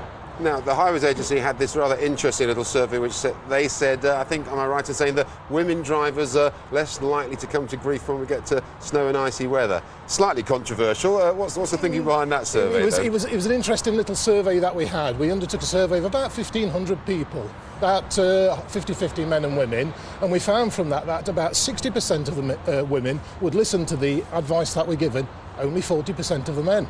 I don't know why that is, but that was a fact that came out of it. Now, the sort of things that we're asking for here is for people to be prepared themselves. You can see here, we're thoroughly prepared for this winter. Now, we're asking motorists to be prepared by taking things with them like warm clothing, a blanket, food and water, a mobile phone, and keep the car topped up with fuel. Because one of the problems that we have is that cars run out of fuel. And it's not just the severe weather with the snow, of course, because if people do have a breakdown in these sort of conditions, have to get out of the cars. And today, it's not the snow so much, it's the wind, the keen wind that we're going to get coming in. They'll be cold once they get outside of the cars, and they've got to be prepared themselves. One of the fascinating things that I thought about the distance that one of these lorries can actually travel full of salt on a 3-lane motorway, apparently for 50 miles you could get stuck behind one of these now.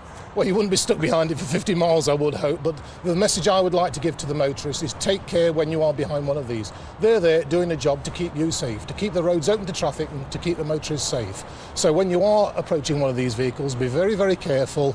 Do overtake, but overtake with care. OK, well, it's all running good here on the M1 alongside us now. Further afield, we wait to find out. But, Steve, thank you very much for joining us this morning. No problem. They're all ready, Kate, I reckon. They're definitely ready. Doing a good job, doing a good job. What a surprise that men don't listen to advice. Well, you see what the I think the well the done. reason... Oh, look at you struggling. No. Sorry. Calm down. Van Trampering, you're excited, aren't you? I'm terribly excited. The reasoning behind that statistic is 60% of women use it as an excuse not to go to work. 40% of men know they have to get the money, so they have to go to work anyway, so they go for their family. Action. Do you know what he did say? What? He said, we're a lot better at this than we used to be. That's good. And there's a fundamental reason for that. Why? Claire Nazir used to be the person to give the councils the advice to go out gritting. You did, didn't you? That was your job. Yeah, it was my job. But you don't do it anymore. I don't do it. That doesn't mean to say it's better now. That's exactly what he said. No, it's just... Steve said that. Well, no, it's just the sensors are better. It's all the technology. You're trying making her fast now. It's like ongoing. What am I saying? Anyway, if you're a man and you want to ignore some advice, we've got lots of it on the website. Claire, thank goodness they've started ignoring you. Yes, absolutely. We won't, though. No. Women don't. Women don't ignore you. No, they don't. No. I don't ignore men or women, actually, because I think they've both got good points. Oh. Yeah, see, it's pan-gender with weather. Really is. Does that make sense? Anyway, should we talk about the weather, because it is a very serious subject today. Snow in places today, but up to 36 hours of the stuff, particularly across central and eastern areas of Scotland, as well as north-east England. If you're heading off to work now, it may not look too bad, but by the time you come home, it could be pretty bad indeed. Let's take a look. GMTV weather, sponsored by Nestlé cereals. Whole grain for the whole family every morning. So for the next 12 hours or so, this is the area where we're expecting to see the snow. To be honest, it's Northern Ireland where you'll see the best of the conditions, but even here you can see some snow flurries. Cloud and rain moving up from the south, giving a dusting across England and Wales, but the heaviest falls likely to be further north across central and eastern areas of Scotland, as well as north-east England. The snow is already falling. We can see on the radar picture where it is, a rash of showers coming in from the North Sea, and as you can see, they're falling as rain here, but as they hit the cold air, falling as snow. In fact, our TV crew for you this morning in Durham, this is what the conditions were about an hour ago. As you can see, some heavy snowfalls, snow showers, so they will be coming and going, but they are likely to become heavier and more frequent as we head through the morning into the afternoon. It's pretty bad and poor visibility if you do hit a snow shower. Also, because of the wind, it's going to be pretty bad, to be honest. The wind chill factor will mean wherever you are today, whether you're seeing sunshine or snow, it's going to feel more like -10 than 1 or 2 degrees Celsius. So awful condition. We're not really used to it here in Britain, are we? Bitterly cold conditions and the snow. It's only going to last for, I'd say, a day or so, but even so, it's going to get worse before it gets better, particularly across eastern and central parts of Scotland. Best of the sunshine across in the west, as you can see, those snow showers piling in through the afternoon. Frequent bursts also across Northumberland as well as Yorkshire. One or two getting across to the western side as well, but really for Lancashire as well as Cheshire, you should see some drier conditions. Cloud moving up through the afternoon. The rain moves up from the south. It hits the cold air. That's where we like to see the snow, anywhere from Essex, Oxfordshire down towards the south of Wales around 3 o'clock this afternoon. Very windy with it as well. Rain down towards the West Country. For much of Wales, though, it will remain dry as well as places such as Shropshire. Isle of Man seeing some sunshine. 1 or 2 flurries coming in, particularly across the northern and eastern areas of Northern Ireland. Here, that's where the best the temperature will be, 3 or 4 degrees Celsius. Now, tonight, the area of cloud and rain, which is in the south, hitting the cold air, turning to snow, will merge with the showers moving across the sort of central and eastern areas of Scotland and north east England. So this is where the conditions will be worse. I'd say particularly across central and eastern areas of Scotland. Fog in the south, very chilly in the west where temperature could dip to -3 Celsius. So the snow showers continuing across central and eastern areas of Scotland, turning to rain further south and gradually that snow moving its way northwards. So the good news is it's tending to ease, but that's not really the end of the story, to be honest, and the reason why, well, through the afternoon, thickening cloud comes in across the west there, and again, because the air is so cold, the rain will hit the cold air and it's like to turn to sleet, then snow for a while. So that's tomorrow afternoon. England and Wales seeing some drier weather, some mist and murk, and we could actually see some rain later on in the day, and then eventually it turns to rain. The air turns a bit milder, but watch out wherever you are on Saturday, gale force winds and improving on Sunday. Here's your summary. Get the weekend outlook for your postcode on our website, gm.tv. Now, are you a Van fan? If you're not, you soon will be. Talking about Van Tramp, they're in the studio ready to sing their new single for us in about 10 minutes. That's great. And we've got the rail journey from hell, or the rail and bus journey from hell, all become clear when we cross live to Birmingham in the next half an hour. Now, though, we're going to get the news update from Priya. Thanks, Ben. Good morning. Drivers are being advised to prepare for hazardous conditions this morning, with snow and freezing temperatures forecast for much of the country. The Highways Agency is preparing a fleet of gritters to treat motorways and A-roads and is warning drivers to pack food and extra clothing in case they break down. In Kenya, the opposition leader has insisted a banned march will go ahead today, despite concerns it could lead to further violence. 1 million protesters are expected to rally in the capital, Nairobi. Hundreds of people have died in the Troubles following the re-election of President Kibaki last week. The Foreign Office has warned against all non-essential travel to the country. The rail regulator says it's launching an urgent investigation into the engineering delays on the West Coast Main Line, which threatened to disrupt commuter travel again this morning. Network Rail has admitted a shortage of staff is to blame for the problems, and they may now be fined. Well, Jackie Kabler is at Birmingham International Station for us this morning. Hi, Jackie. Good morning, Priya. Yes, Virgin Trains advising their passengers not to travel again today. They described the whole thing as a fiasco. It's all due, of course, to these works on the West Coast Main Line, which have now overrun for the 4th consecutive day, closing a section of line between Coventry, Northampton and Milton Keynes. And that has caused huge knock-on effects. Passengers yesterday describing nightmare journeys extended by 2, 3, 4 hours, having to get buses and so on. And many, many trains are not running around the country. A similar picture today. The rail regulator has launched an investigation. They could impose a hefty fine on Network Rail for this, and also for having Liverpool Street Station closed entirely in London yesterday and still partially closed today. Only 4 out of 6 lines running there, again due to engineering works overrunning.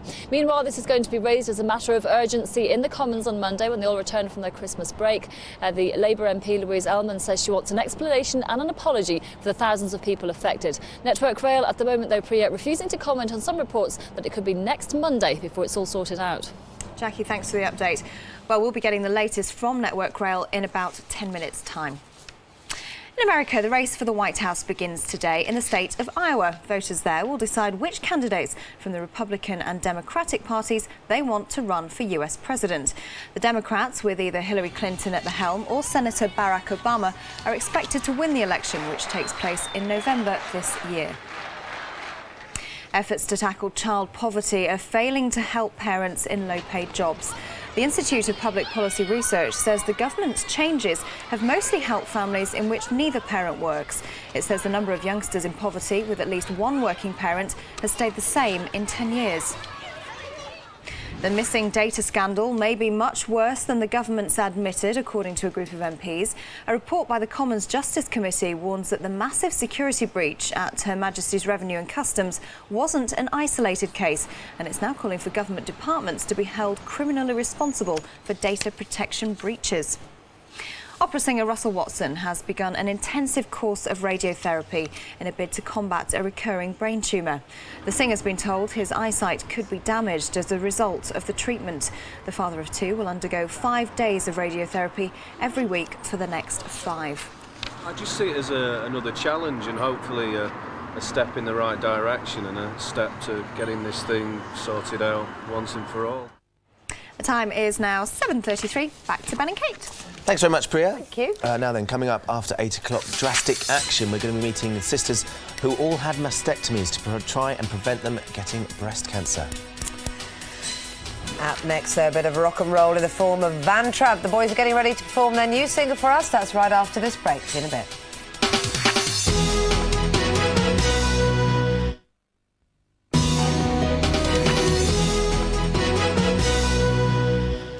Now they've got a real treat for you. Great band. They've been called great by Led Zeppelin legend Robert Plant. Hollywood star Owen Wilson is one of their best mates. He can't get enough of them, and they're here for you this morning. Van Tramp, they've got a single that's coming out on the 28th of January that you're going to love. It's called Help Me Make It, and here they are singing live. Guys, thanks very much for coming in. Van Tramp.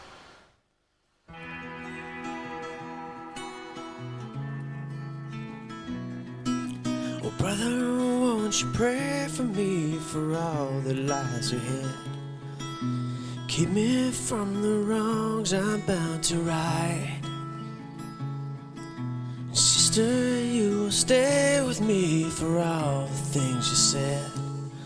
As the lights go down and I kiss the world goodnight. And here I'm standing high above the water. A fallen angel stares into my eyes. Late night bars and big old cars crash inside my head. Shooting stars and twisted stripes collide. Help me make it through the night.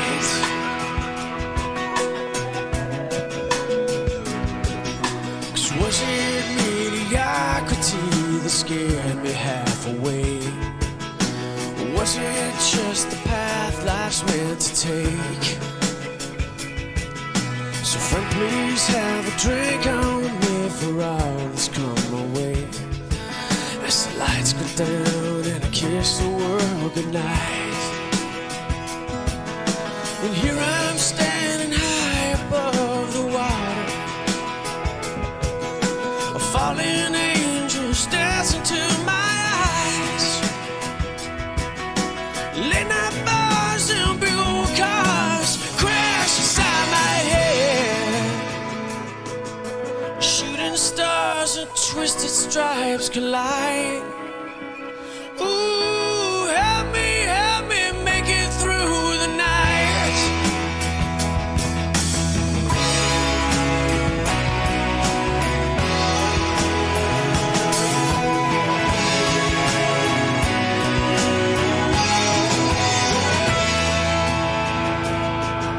Shooting stars and twisted stripes collide. Ooh, help me make it through the night.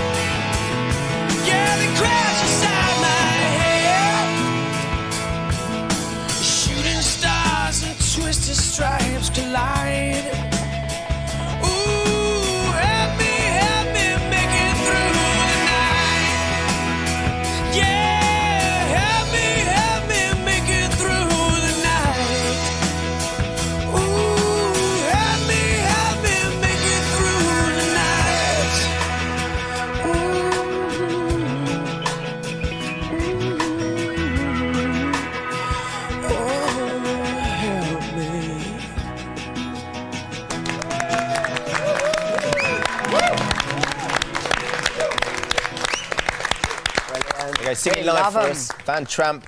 That single's out on the 28th of January. Help Me Make It. That's a cracker, isn't it? It is a cracker, isn't it? That's the sort of voice. I think I'd like, if I could ever have sung, I'd like to have a voice like Would this. you? Yeah, see that, yeah. Girls love it, Ben. Do they? Oh, yeah. 7:42. The main headlines you're waking up to this morning are the drivers are being advised to prepare for hazardous conditions this morning, with snow and freezing temperatures forecast for much of the country. In Kenya, the opposition leader has insisted a banned rally by 1 million protesters will go ahead today, despite concerns it could lead to further violence. And today's weather, eastern Scotland and northeast England will have significant snow showers. Other areas may see some light dustings, but the west should stay dry. Top temperature 4 degrees Celsius, but it will feel much colder everywhere. So I'm afraid the travel chaos continues for thousands of people across Britain again today. Overrunning engineering work on the railways has left many passengers facing long delays, just as huge hikes in train fares kick in. So it all means more misery for passengers, as Cordelia Kretschmar discovered as she attempted to travel to Birmingham from London on that troubled West Coast line.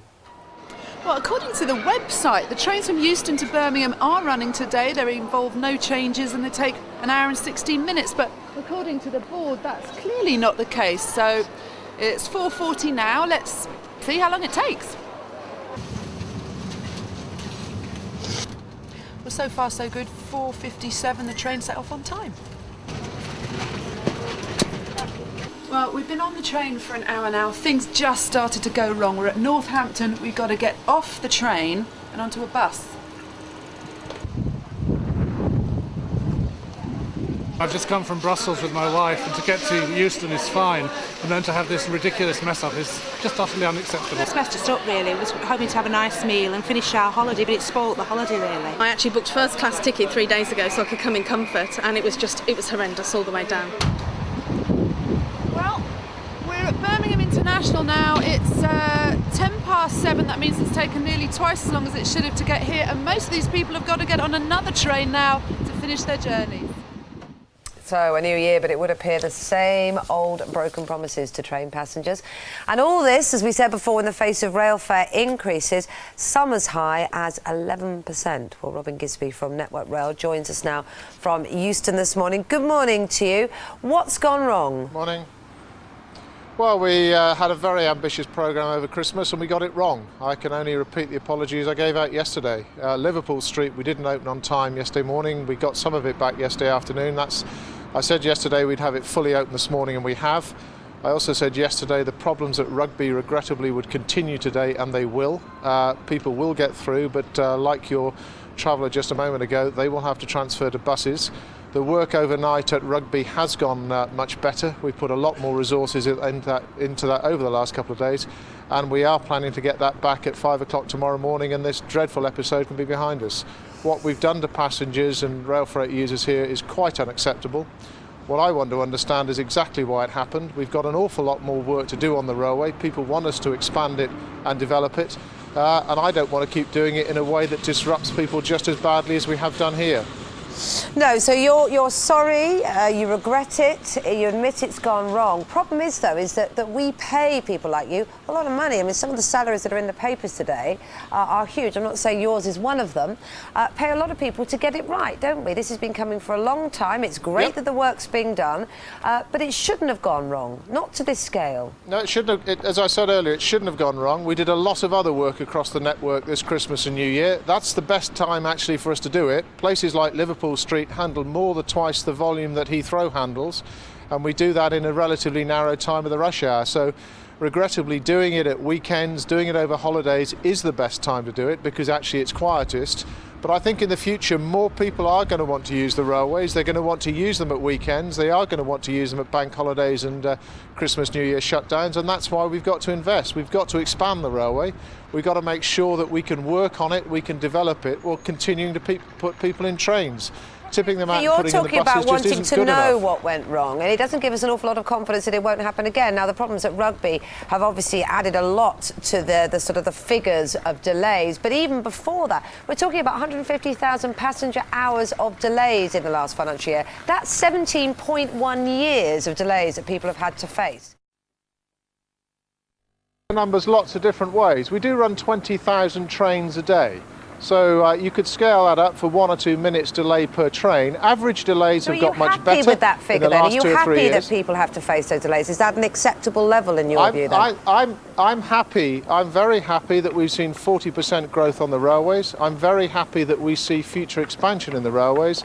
And I'm happy that we have the funding and the plan to continue to develop the railways. I'm deeply unhappy, and I do understand people's anger and frustration, that we've mucked them about very badly in the last couple of days. I'm the operations director. My job is to run trains, and that's what I want to do, and I can't do that this morning at Rugby. I do expect to be able to do that in the morning. We have got on top of the problems at Rugby in the last couple of days. We have put a lot more resources in there, and we will get this thing fixed. Then we'll understand in detail exactly what went wrong, because with the programmes we've got over the next 2 or 3 years, we must continue to invest and develop the railways. That's what I want to do. I think that's what everybody expects of us. But they don't want us to continue to do it in the way, as I say, we've disrupted people in the last couple of days. No, indeed. That's what I've got to you're sort out. expecting and hoping that it's going to be sorted by 5 o'clock tomorrow morning. What will you do if it's not? I'm expecting rather than hoping.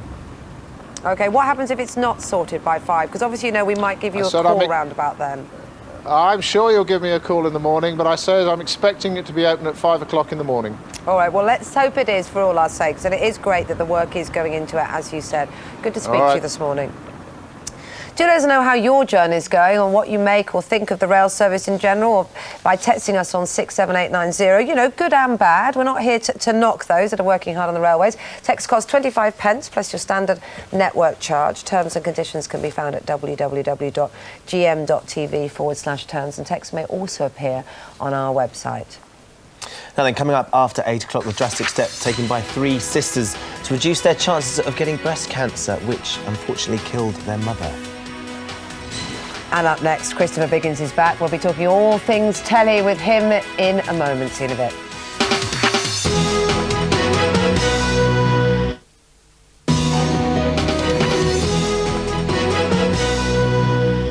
Pick of the Day is brought to you by new Lotus Orbis tissues. Crush the tissue. Release the vapours. Biggins is in, and look, news that ITV is shaking up the Sunday, Saturday schedules. I know. I mean, I think it's quite a good idea, actually, because I think it's a good idea to bring back entertainment on a Saturday and Sunday night. Well, Sunday night, really. So what have they decided to do? Well, they're going to move Emmerdale to, I think, Tuesday nights, and it's going to be an hour special. And then I think that means that Coronation Street will be moved as well. So the soaps will really only go from Monday to Friday. So no soaps on the weekend? No soaps on the weekend. A lot of people will really miss that, though, won't they? I suppose they will, but I think if they can get it right and put in good drama, ITV, and good variety shows, you know, I'm sure, like the ice skating show will go on a Sunday night now, or the results will. So that'll be good, I think. Maybe that's a sort of a consequence of Strictly splitting the results. Strictly Sunday night, Sunday. no, it did thrash Emmerdale, didn't it? Sorry. But it did much better in the ratings. I like I'm probably how you going did to get that. fired now. Anyway, now there'll be a crook. Yank me off the sofa. But it worked, didn't it? Putting that on the Sunday night Yeah, it worked. did, so maybe they've looked at it. And also they're going to bring back the 10 o'clock news too. That's coming back. So I think they're doing a big shake-up, ITV, which I think is good. I think they need to. Sort of going back to how it was. OK, so let's talk about tonight. Then 9 o'clock, ITV1 Cold Blood. Cold Blood. Now, last Saturday, I went to Southampton to see The Wizard of Oz with Matthew Kelly in it. Right. And Matthew Kelly then, he was brilliant, by the way, as the Wicked Witch. Absolutely very, very funny indeed. With Gary Wilmot and Russ Abbott playing the How many Scarecrow. pantos do you see of a panto season? Well, never, ever, any, because I'm always working. So this year... So you went on a rampage? Yes, I'm doing about 12. It's very exciting to see mates working twice a day. It's wonderful. How scary must it be to see you in the front row if you're a cast member of a panto? Pretty grim, I think. And also, everyone knows my laugh, and if I don't laugh, they think, oh, my God, what's it? You know. But anyway... Do you join in? Do you the It's Behind Oh, my You? God, of course I do. Yes, I come out horse. Not on a horse, but horse. No, but anyway, so Matthew told me that he, you know, and this is going to be, I don't know, I'm giving anything away, this is going to be his last one. I mean, he actually dies in this one. No! And so it's going to be very, very exciting indeed. We've got a clip here with John Hannah and Gemma Redgrave, who are, of course, wonderful actors as well. Yeah. And this will be interesting to see what happens here. Is there some sort of message there? Well, it's got nothing to do with religion. He just wants to crucify me. What if it's all misdirection? He could have been in contact with anyone. We were chasing around after Barbara. I mean, Brian tried to kill her. Yeah, but she's obsessed with him, and now that he's dying... This is the last chance she has to get back in his affections. And to that end, there's nothing she won't do. Great series. It is, and I think it's wonderful that a comic actor like Matthew Kelly gets a chance to play, you know, the wonderful serial killer. Because initially, the first time, I thought, oh, I'm not sure, because I'm used to seeing him being comic. But then And being a presenter as well, he became a huge presenter. Yeah. And of course, there's some cooking going on. BBC Two, 8 o'clock, the Hairy Bikers coming home. They are, and of course they're great characters, and I think it's a good show. So I think not to be missed. 8 o'clock tonight. Biggins, thank you very much. We're going to talk to you again a little bit later on. It's a pleasure, as always. Marvellous. Are you going to be able to squeeze a panto in between now and... Yes, I'm going one tonight. I'm going to Guildford tonight. Guildford tonight? See my friend Lisa Goddard.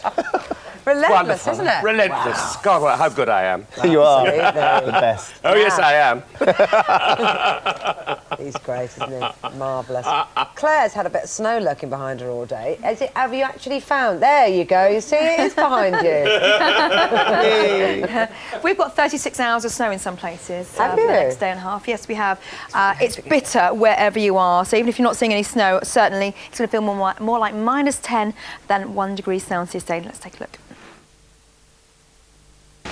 GMTV weather, sponsored by Nestle cereals. Whole grain for the whole family every morning. So most of us seeing some snow over the next 36 hours. I think the heaviest falls will always be across central and eastern areas of Scotland, southeast Scotland, northeast England. Even further south, though, expect a light dusting, maybe a little bit more across places such as Lincolnshire and Yorkshire. And we can really see this well on the radar already. As you can see, we've got a rash of snow showers moving across from the North Sea, where they're falling as rain and clipping this eastern side of Scotland, actually because of the wind moving further west as well and down this eastern strip of the country. In fact, we do have a TV crew for you this morning in Durham, where it has been snowing on and off for the last 3 hours. Take a look at this. It does actually show how bad the snow can be. Poor visibility and very slippery underfoot if you're heading out this morning. Remember, the situation is likely to get worse before it gets better, because the snow showers, particularly on this area here, are likely to become more heavy and more frequent, continuing into this evening. But you can see the cathedral right in the background there. Lovely, isn't it? Anyway, let's have a look and see what's happening elsewhere. It's a bright start to the day across Northern Ireland, Western Scotland, Northwest England. Make the most of the sunshine. I think we could see more cloud through the afternoon. Currently, we have an area of cloud and rain just moving up from the south. It's rain at the moment, but as it hits the cold air, it's likely to turn to snow. Winds are strong wherever you are, so as I said, wind chill factor will be an issue today. If you're heading out, remember to wrap up warm. And particularly for this eastern side of Scotland, central Scotland, I think the situation is going to get very tricky later on as we see sort of 2, 3, 4 inches of snowfall. To the west, though, that's where it will be best, 4 or 5 degrees Celsius. As you can see, those snow showers extending right the way down Scotland. Central Lowland seeing some coming across towards Glasgow, and I'd say northwest England getting away with some drier weather. Anywhere from Northumberland down to Yorkshire, and I think even places such as Lincolnshire seeing those snow showers later on. The rain moves up anywhere from, I'd say, 3 o'clock Essex, Oxfordshire, South Wales seeing that snow. Rain down towards the West Country, windy wherever you are. Much of Wales, though, getting away with it this afternoon, as well as the West Midlands. And as you can see, for Northern Ireland, some snow flurries here, but to the west, that's where you'll see some sunshine, but that's where the lowest temperatures will be. As we can see here, snow showers continuing across eastern England as well as eastern Scotland tonight, fog in the south, and this is how we see tomorrow. And a slow improvement as the snow gradually moves up towards the Northern Isles. Here's your summary. Check out what the weather will be like this weekend on our website, gm.tv.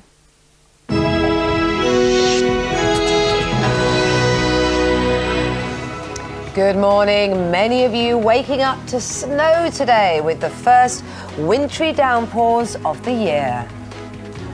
The gritters set off in the early hours to help keep the roads clear, but there's still likely to be disruption for drivers.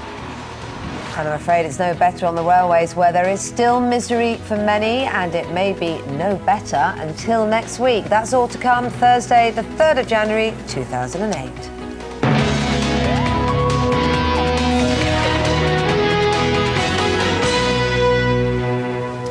Good morning, you're watching GMTV today. It is 8 o'clock. We've got more on the big news story today from Priya in just a moment. This is the scene at Durham Cathedral for us this morning. It's been beautiful there, snowing gorgeously. It looks like it's eased a touch.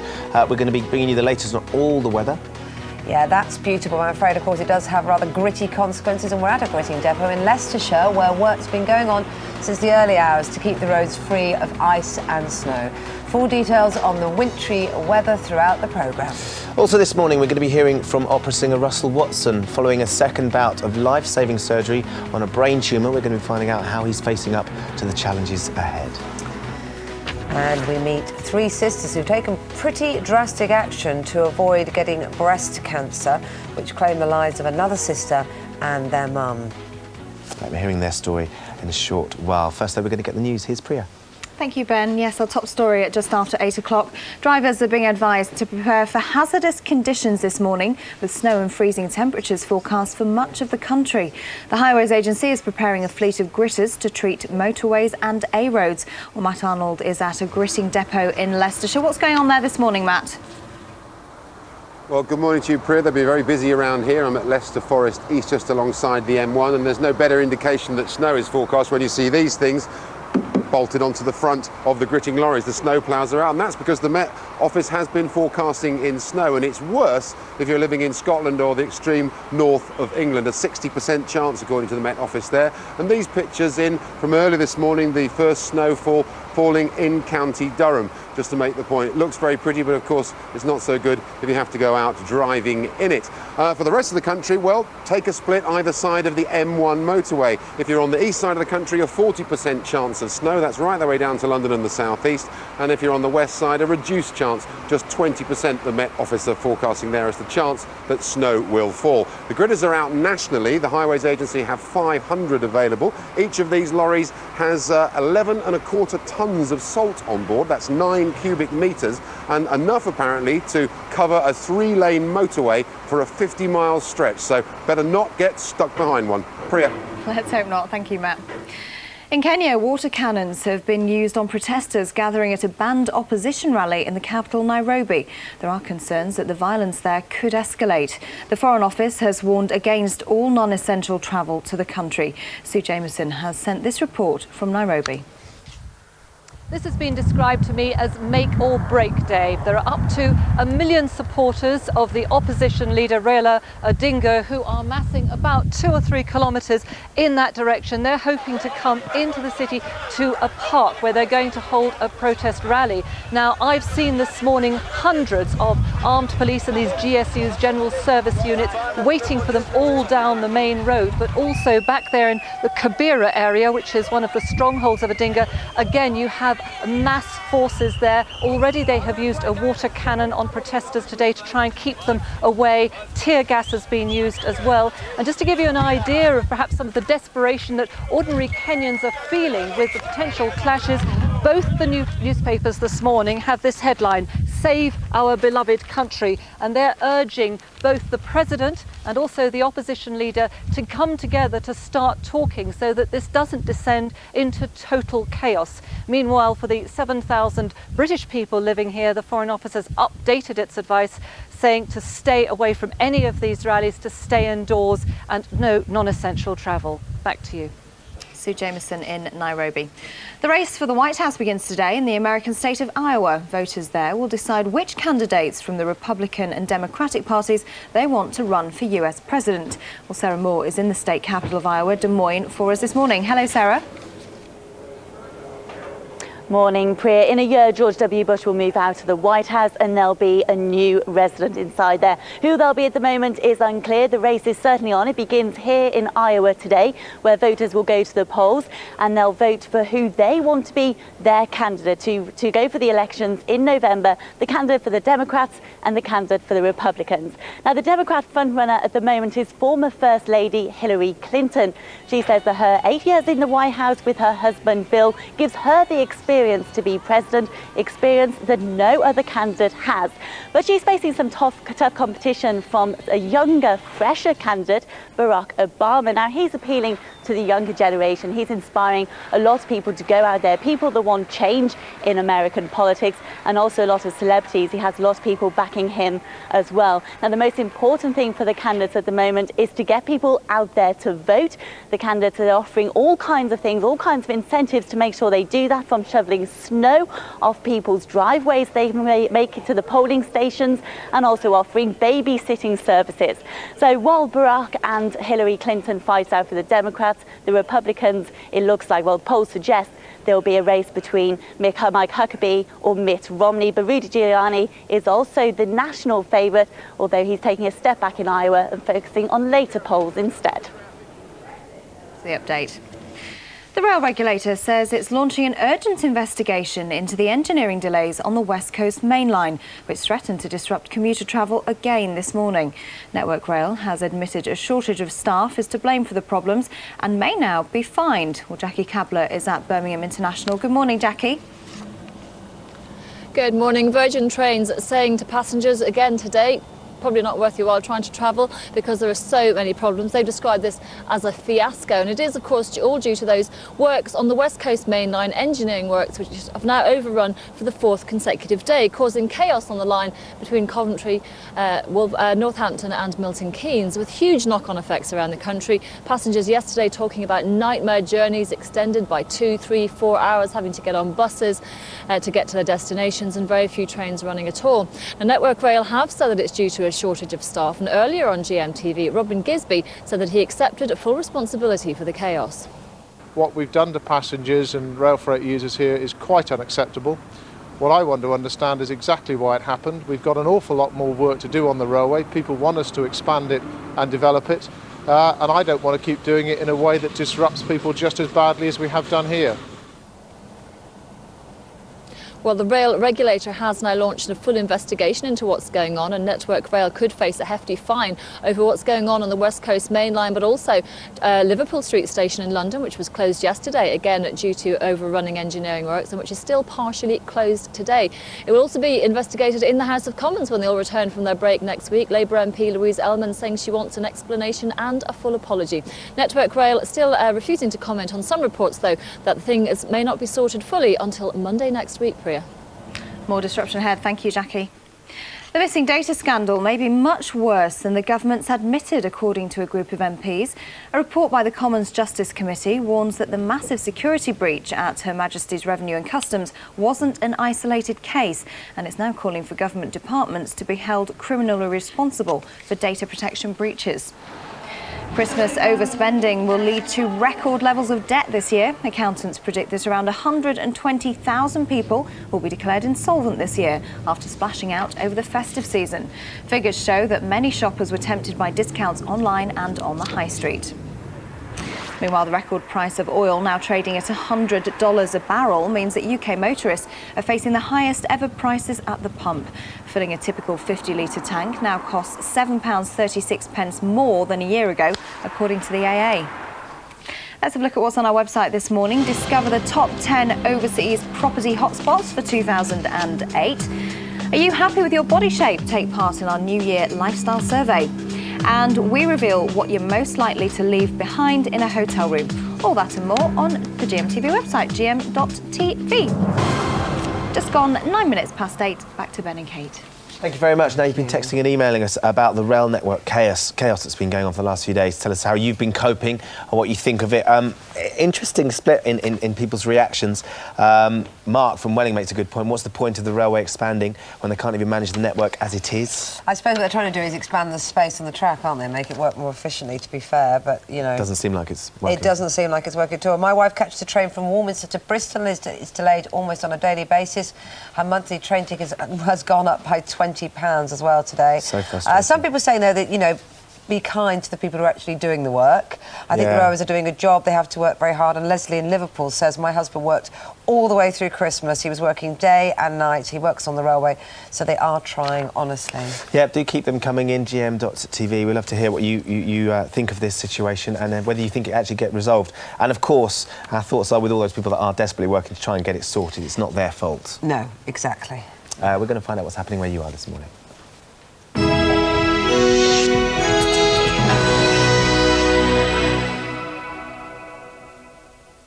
Thanks, Ben. Good morning. The main stories here in the northwest. Former Manchester City star Joey Barton is back in court later this morning, charged with assault and affray. The Newcastle and England footballer will appear before Liverpool magistrates via video link from Walton Jail, having spent Christmas and New Year in custody. He's been charged in connection with an incident outside a McDonald's in Liverpool city centre. A murder investigation's underway after a man died in South Manchester. Police were called to a house on St Brendan's Road in Withington last night, where they found the victim. He was taken to hospital but was pronounced dead on arrival. 2 men aged 34 and 56 have been arrested. It's another day of delays and disruption on the West Coast main line, with no direct trains between the North West and London for a 4th successive day. The work at Rugby should have finished before New Year's Eve, but has overrun. It's left Network Rail, who are responsible for the upkeep of the track, facing a hefty fine. Commuters will have to continue to use buses for part of the route. The 30th anniversary of the world's first test tube baby, who was born at a hospital in Oldham, is being marked this week. Louise Brown was delivered at Oldham General in 1978. She's since given birth to her own son in 2006, and one of the scientists who made it possible has opened a new IVF laboratory at St Mary's Hospital in Manchester. Doctors, scientists, nurses, we've all worked together as a team.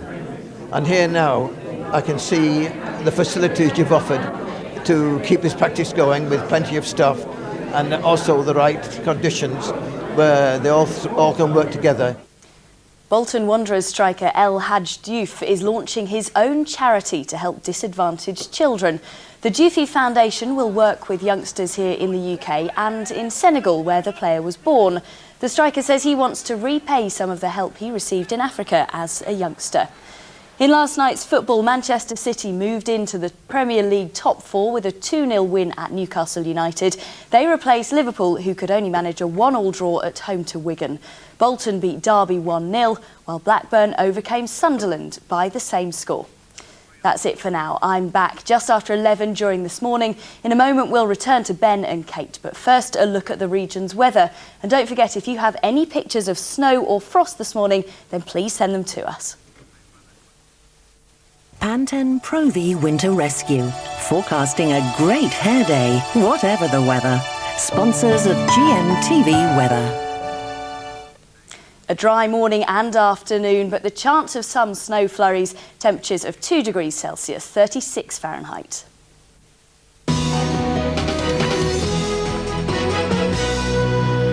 30 minutes past 8, you're watching GMTV Today. Good to see you this Thursday morning. Now, here's a question for you. How far would you go to protect yourself from cancer? Well, after watching their mother and their sister die of breast cancer, 3 sisters have taken the drastic step of having their breast removed as a preventative measure. I'm going to be speaking to them in just a moment, but first here's Anna Thomas on how their lives have been affected by the disease. Mandy, Christine and Susan have lived with the spectre of cancer since their teens. They watched their mother, Kathleen, fight breast cancer for 4 years, until her death in 1980. She was just 46. 2 years later, their father, Frank, died from lung cancer. Then in 1994, tragedy struck again. Their sister, Angela, was diagnosed with breast cancer at just 32. 2 years later, she died.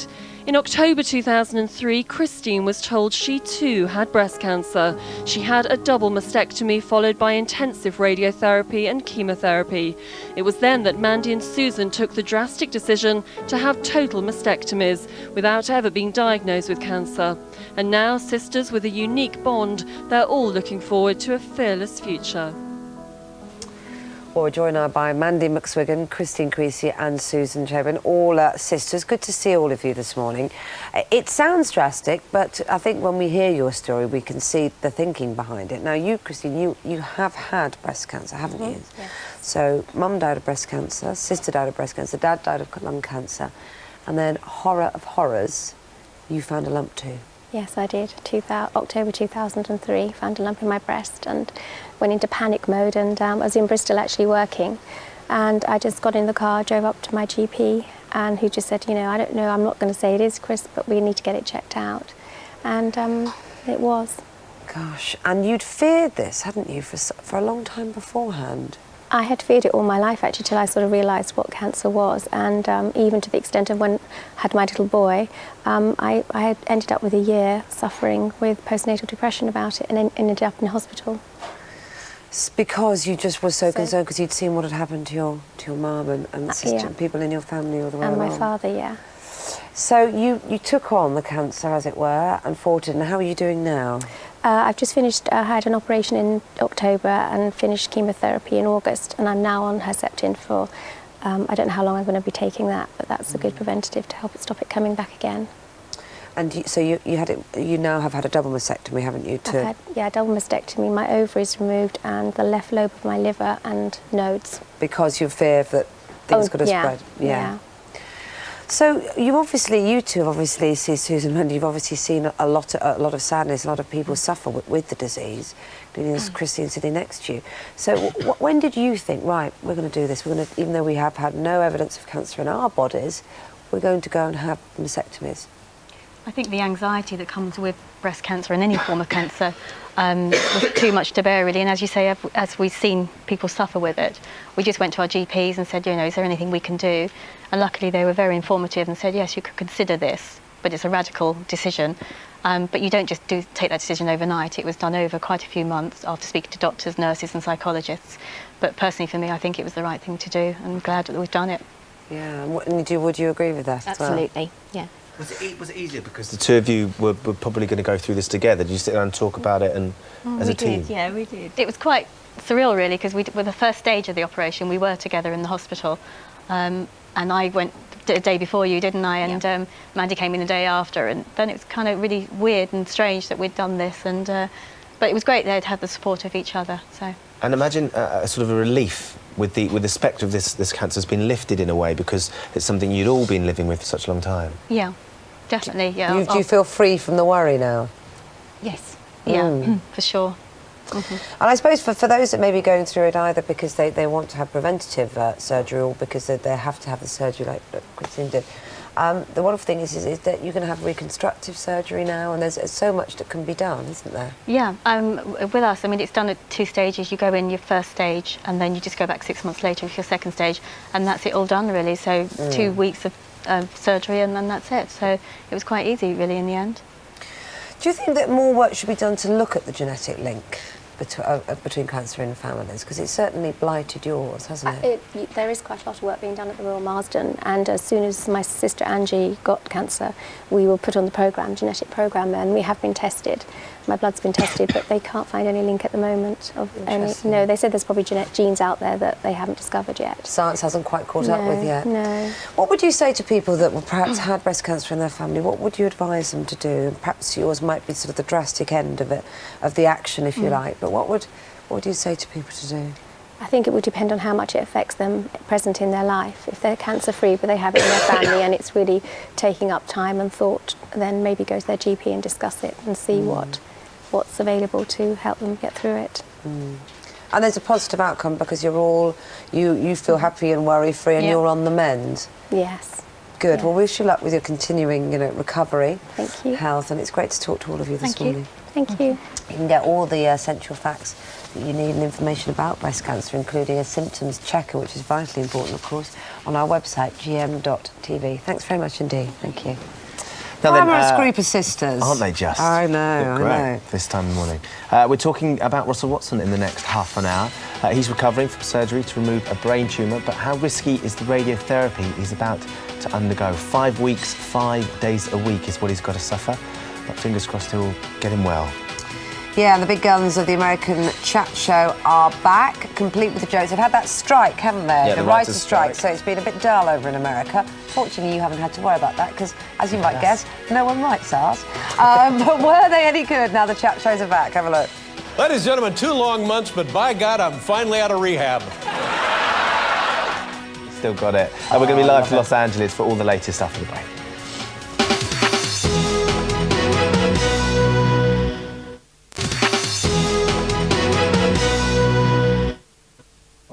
Welcome to Planet U. Your intestines, to be precise. Here are some of the 100 trillion bacteria that call this 24-foot ecosystem home. These friendly lactobacillus casei shirota are found in Yakult and have been proven by our scientists to help the beneficial bacteria multiply and thrive. A healthy gut makes for stronger natural defences. Yakult, taking care of Planet You. Across Europe, sunshine and high temperatures are sweeping across the Med, from the Greek islands through Italy, Spain and Portugal. In the south of France, the forecast is looking beautiful, as are the people. Over to the east, you'll experience some seriously cool spells, here, here and here, while over here, it can get very hot. And you can find flights from just $19.99, including taxes, here and here. So with 42 destinations this summer, including Crete, Cyprus and Madrid, wherever you want to go, chances are we go there. Jet2.com. Low fares to 42 destinations. She's back! Get ready for a real workout with Nell McAndrew's brand new DVD, Cardio, Core and Stretch. Shape up with this high-energy, easy-to-follow, effective workout. Get fit in 2008 by Nell McAndrew's Cardio, Core and Stretch on DVD now. It is said that the universe is in a delicate state of spiritual balance. If you find yourself injured and it's someone else's fault, you can either say it's fate, an unavoidable destination on the journey of my life. Or you can say, I absolutely did not deserve that, and call injury lawyers for you on 0845 345 4444. They're real lawyers who specialise in getting you the exact amount of compensation you deserve, 100% of it. So, with their help, universal balance is restored. Call injury lawyers for you now on 0845 345 4444. The Queen of Fitness returns with a brand new DVD, Davina High Energy 5. Welcome to my 5 high energy workouts. 5 intensive routines to help you tone up and get fit. Goodbye, bingo wings. Davina High Energy 5, out now on DVD.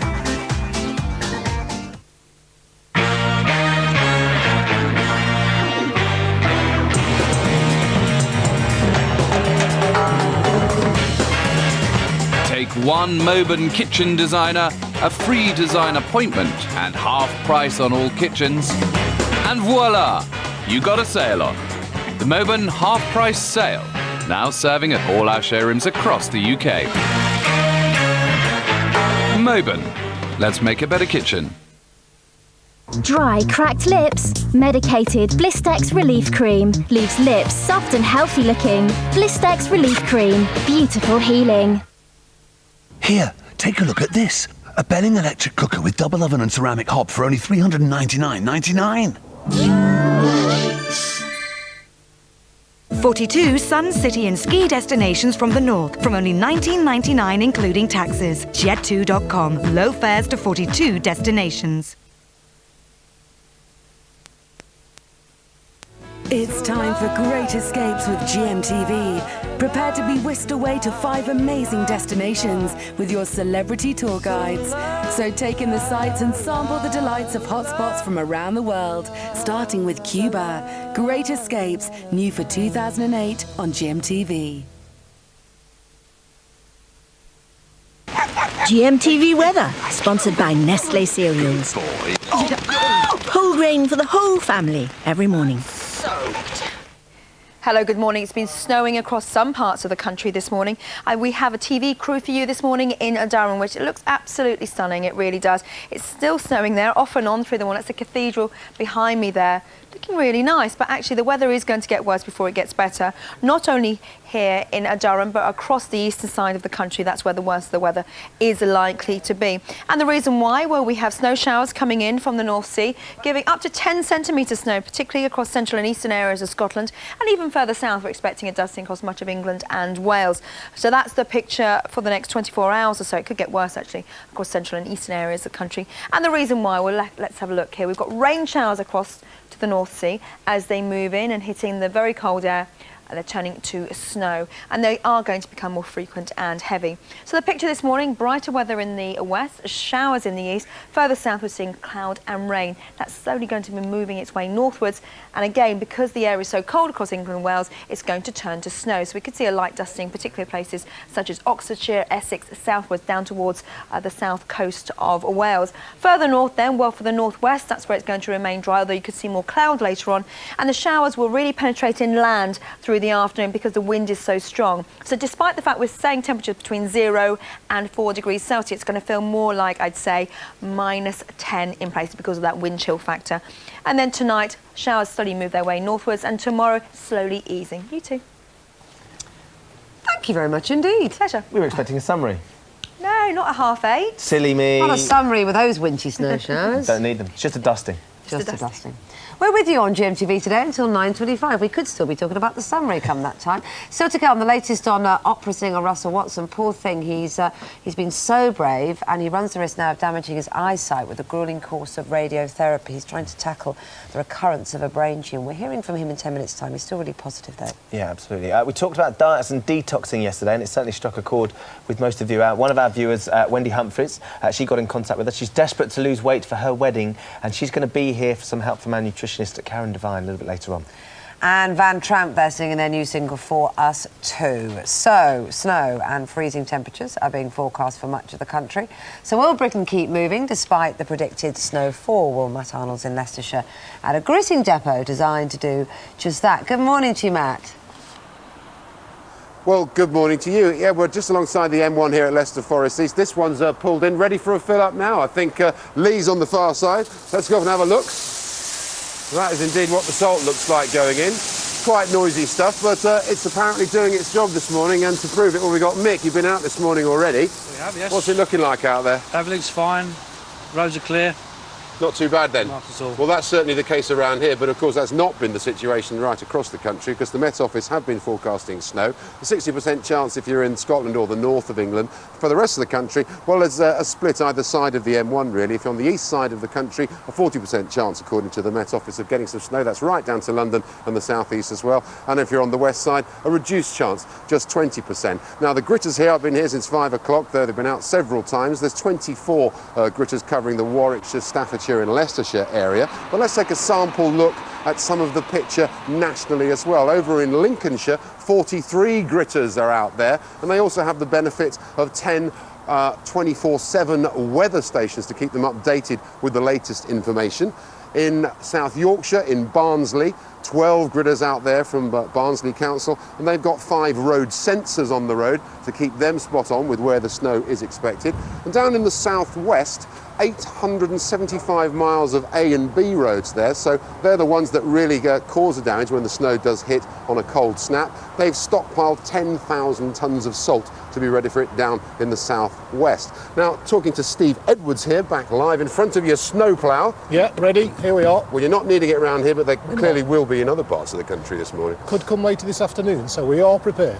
OK, now, everybody remembers 5 years ago in January, in the financial institutions and the money markets, we always have a black day of the week. It was White Friday in your business, particularly around the M11 and the M25, as I recall. Horrendous. Now, I think on that time, you got it wrong, didn't you? You gritted at the wrong time. There's been improvements, so why are we going to get it right this time from here on in? We're a lot more prepared now than we have been before. It's things that we've done since then. For example, we now have people at the Met Office working directly with us. They can give us early reports about weather which is coming in. We then make sure that our contractors have the machines ready, as you've seen here, fully salted up, ready to go out on the network. On the technology front... Yeah, because I just mentioned things like a road sensor. Yeah, well, nobody knows what that means. So what's a road sensor? Yeah, well, it actually is out there in the road surface, and it can measure the temperature of the road. Now, we do get little pockets where ice can form. Now, these sensors will tell us what the temperature is of the road. It can then send the gritters out there to actually salt just in particular areas. That helps the environment, of course, because we're not having to use as much salt. OK. On a lighter note, you had a survey out which saying women were less likely to come a cropper when it came to the icy conditions. Why?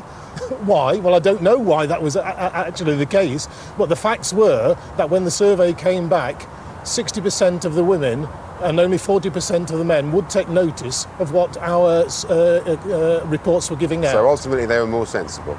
I wouldn't say they were more sensible, it's just what came back from the survey. Oh. Now, the message I would like to get across here... Just quickly, if you would. Yes, I know you were with the AA yesterday, but they should have warm clothing with them, water, food, a mobile phone if possible, and most importantly, make sure that the vehicle is fully fuelled. Steve, thanks so much for having us here this morning. You've done a grand job.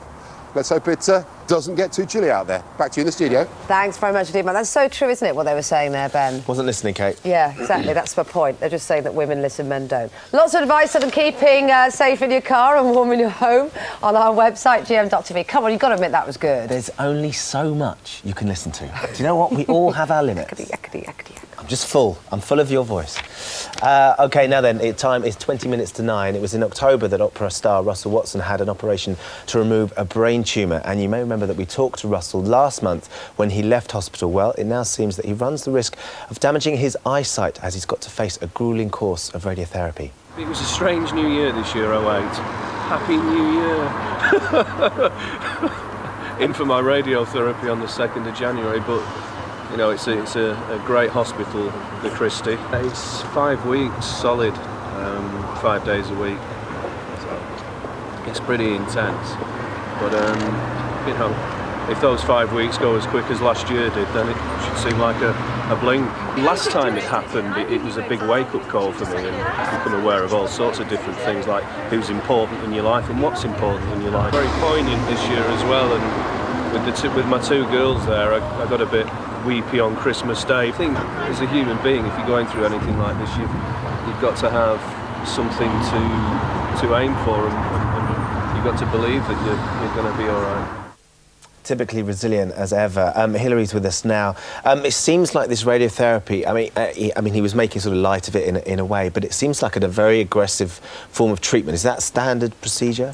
It's often standard treatment. It's used in 2 ways, radiotherapy. It's either used as an insurance policy after surgery to mop up any cells that have been missed or are still remaining, or it's used as a treatment in itself to reach projections of the tumour that surgery is impossible to use.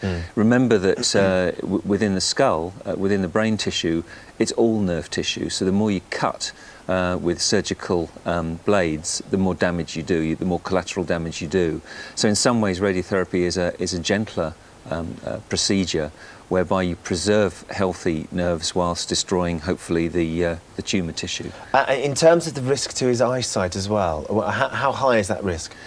It's considerable, because the optic nerves at the back of the eye converge together around the pituitary gland, and because they're in this close proximity, radiotherapy can have a damaging effect on those optic nerves at that point where they converge, and it is possible to get eyesight damage or even blindness as a result of the therapy. But of course, if you're dealing with a potentially life-threatening tumour of the brain, it is a price that you have to pay sometimes in order to be cured. It seems extraordinary, because it wasn't that long ago when he overcame the first tumour and he released a single, and the second tumour seemed to come out of nowhere. What sometimes happens with the more benign brain tumours, which we call meningiomas, and I don't know what type Russell has, but assuming it's one of the more benign types, we talk about benign brain tumours. None of them are benign really, because they are in this enclosed space within the skull, and they can compress healthy areas of the brain around it. But you would hope to remove it all surgically the first time, but if that isn't possible, or what is left becomes more aggressive in its behaviour, then you have to have either recurrent surgery or radiotherapy or both, which is the case with Russell. And typically, in terms of potential for his singing career, which is how we've all come to know and love Russell, is there any reason you think that potentially his voice could be damaged from this? His voice, no. I mean, he is a profoundly disciplined, artist, and he will have. He's already got tremendous courage, and in the best case scenario, he'll come through this with no complications, and the thing will be cured. And we all hope so very much. I think that with radiotherapy, the complications are unpredictable. You can get fibrosis or scarring of healthy tissue around the tumour. So even if you destroy the tumour completely, there is a risk of headaches, of nausea, of memory loss, of concentration problems. But fingers crossed, he'll be able to get rid of this once and for all, and his singing career can be resumed. But there is a small risk that, you know, it will affect him in ways, subtle ways, which will take the edge off that. Yeah. And let's hope it doesn't, because he's obviously passionate about his music, and we all love it too. Absolutely, it's who he is, isn't it? Hilary, thank you very much. And Thanks, our Ben. thoughts are very much with Russell and his family this morning. You know, best of luck with that therapy, Russell. He's so brave and so positive about it, which is fantastic. Always. I think it's a good standpoint as well. I think sort of positivity. It's very important. Is an important very thing, important. isn't it? And he's got that in bundles. So good luck to him. Yeah, we know all his fans are right behind him. They always call us about it. So lots of love to you, Russell. Now, they count Hugh Grant, Robert Plant and actor Owen Wilson among their fans. So are you a Van fan yet? Talking about Van Tramp, who's singing for us next. And we're also going to be meeting Wendy Humphries, one of the hundreds of women who contacted us yesterday for help after our Shape Up for 2008 chat. She wants to lose a bit of weight before her wedding, and we're going to help her out. See you in a bit.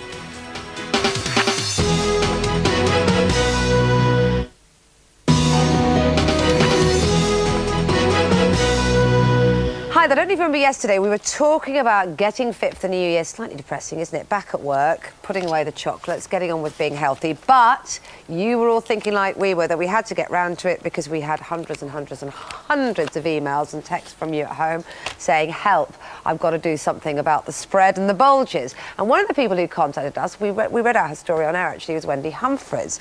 Now, you attracted our attention because you went to sort of pretty drastic measures to get fit. You've bought a wedding dress, or at least your mum has, that's 4 sizes too small. When's your wedding? June.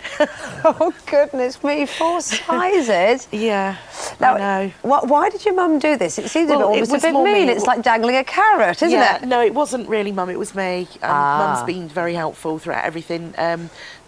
We just kept saying, we can do this. Yeah. You know, she's saying, you can do it, and I'm saying, yeah, I can do it.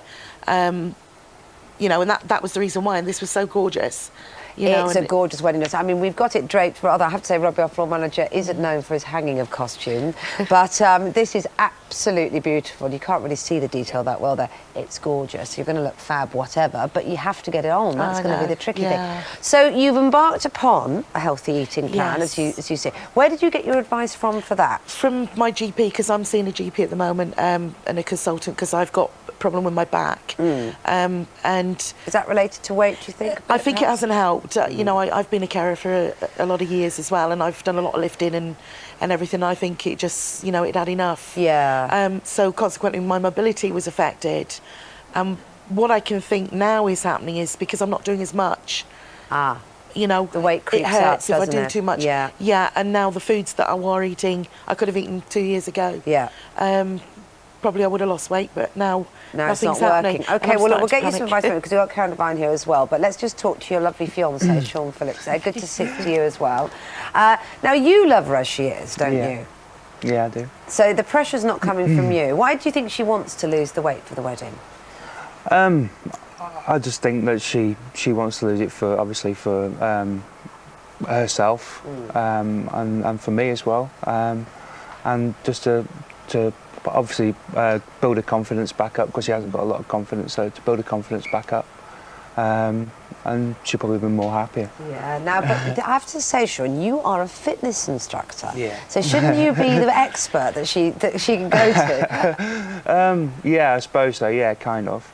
But it's just... it's tricky when they're loved ones. I know I've got a that's friend it, who's yeah. a doctor and said he can't even put a plaster on his foot. I feel I could get away with more with him than what I probably would do somebody else. You've been naughty, that's what it is.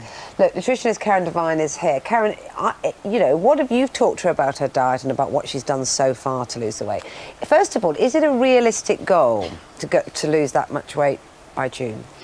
I think it's realistic as long as we can actually balance a lot of the problems, the blood sugar problems that you seem to be having, because we were talking yesterday about what you are eating. So what sort of things she's eating? We've got a few bits and bobs here on the table. What sort of things is she doing and what should she be Well, doing? at the moment, I think you're sort of eating a lot of white bread in the morning, having toast with white bread, margarine and jam, and then not eating again till mid-afternoon. Again, more white bread. And then also the timing of your next meal is probably your late meal is in the evening. And what you're doing is you're tending to have potatoes, loading up with carbohydrates. They're not being burnt, so you're just sitting there. And they, you know, when you can't burn carbs, that turns to fat really quickly. So, and also with the cycle, the vicious cycle of not being able to exercise, so you don't get that feel-good factor, which makes you feel confident about yourself. And then so you want to eat more, so you kind of just feel a bit low. Okay, well, she's already cut out the chocolates and stuff, so she cut out the white bread and perhaps sort of some of the mashed potato later night and all that kind of thing. What should she replace it with? Well, I think a little bit more protein and a more sustained food through the day. So, you know, eating protein with every meal, every snack. It doesn't have to be a huge amount, but just enough. So scrambled eggs, they're great for the liver. And doing that all through the day. And actually, when you come to your evening meal, no carbs, but you have dense vegetables, which is a carb in itself. But you know, you can have like coconut chicken, for instance, with stir-fried or steamed vegetables, because coconut, in actual fact, burns fat. Does it? How does that work? It actually helps to break down adipose brown fat. So chicken korma then, bit of coconut, fine. Exactly. Or a Thai green curry. You know, but instead of having it with the brown rice, you can have it with some stir-fried veg. Or if you're having it at lunchtime, you can have a bit of brown rice because you're going to have a bit of time to burn up those carbs. Fascinating. Listen, you're going to have to keep in touch and let us know how you're getting on, you know. Is that all right? Desperate. I've got to do this. You have got to do it. Well, hopefully if you can talk some more to Karen, and I know Dr. Hulu's going to give you some sort of exercises and things that you can do which will help the mobility. So that would be great. All right, well, good to speak to you. And keep in touch. We want to come to that wedding and see you in that gorgeous dress. You need a new hat. Thanks very much indeed. Yeah, exactly. Thank you. Ben. That's Kate. Now then, they've been described as great by rock legend Robert Plant. Owen Wilson is a huge fan. They're rockers Van Tramp, and they hear the single is out at the end of January, or you can get it to download. We'll talk about that in a bit. But it's lovely to see you guys this morning. Thank you very much for coming in. I know you've all got kids and this, that and the other, but you had to get up early this morning to come and sing your new single for us. That's it. It's just talk me through the whole Led Zeppelin connection, because that sounds like an extraordinary story. Oh boy, well apparently they paid our bill, which is quite nice. So well, apparently, or did they? Well, I mean, we haven't paid it yet. No, that's it. Because we were rehearsing in the same spot they rehearsed, and went to go pay, and you know the boys said it's done, and that's quite nice actually. A bit more money before Christmas. And I understand that Rob Plant turned around and said, "I heard them next door. They sounded great. Who are they? Let me pay their bill." Well, we were busy. I was busy rehearsing at the time, so I never heard that. But I mean, I would take that compliment from Mr. Plant any day. Mr. Plant. Mr. Plant. Well. Mr. Plant. We you know, doff our cap. I tell you what, I've got the albums. I got them from my sister, and they're fantastic. That's fantastic, though, isn't it? And obviously, from your point of view, Patrick, here you are. The band's going really well. You've been together about 4 years now. In this lineup, yeah, 4 years, about 4.5 years. So there's been some changes here and there. Yeah, just the odd little tweak here and there, you know. But you've done tons of stuff in the States as well, which I assume is how Owen Wilson's come to be a sort of a friend of the band. Well, it's the power of MySpace. We just seem to, I mean, we're based in London, but America seemed to really embrace the music, and you know, our MySpace page is inundated with people from West Coast, East Coast, in the middle, down south, up north, and so much so that we've been able to go over to the States and do a couple of sellout gigs. You know, we haven't had a record out in America yet. How mad is that, going to the States and doing a sellout gig with no record out? Yeah, it's unbelievable. It's fantastic. And we had kids, you know, the kids who couldn't get into the gig waited outside the gig for our autograph and everything for 3 hours, and they're cold. It's, you know, that's a long time to wait outside, you know. That's commitment. But they're very dedicated, and we get back to pretty much everybody on our MySpace page, which is hard to do. But we do send a lot of personal messages, and I like the immediacy of that. That's important, and obviously it's the music that they love, and we're going to hear some of that music right now. Thank you very much for coming in, guys. This is their new single, performing it for us. Help Me Make It. It's out on the 20th of January in shops to buy, but you can download it right now. Just get on the internet and you can find it. I'm sure you can get it from your MySpace page as well, can't you? Yeah. Guys, thank you very much. Take it away. This is Van Tramp.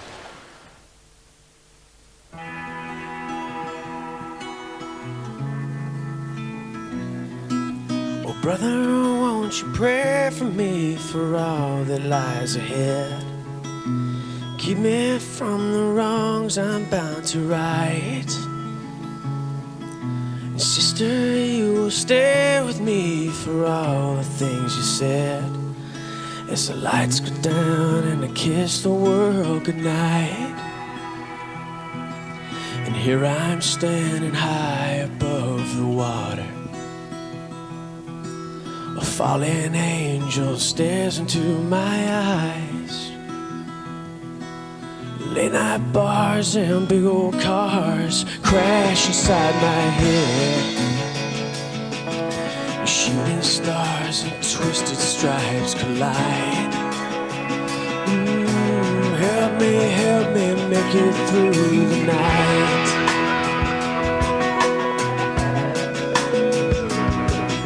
Cause was it mediocrity that scared me half away? Was it just the path life's meant to take? So friend, please have a drink on me for all that's come my way. As the lights go down and I kiss the world goodnight. And here I'm standing high above the water. A fallen angel stares into my eyes. Late night bars and big old cars crash inside my head. Shooting stars and twisted stripes collide. Ooh, help me make it through the night.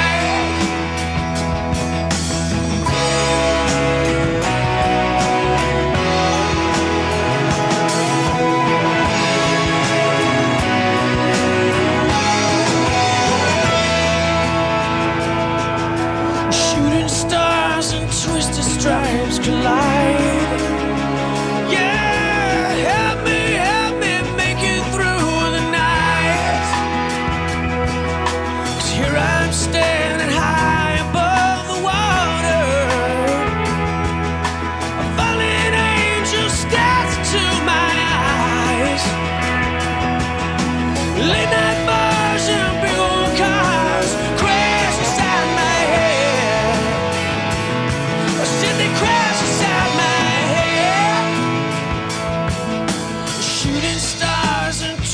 Stripes collide. Ooh, help me make it through the night. Yeah, help me make it through the night. Ooh, help me make it through the night.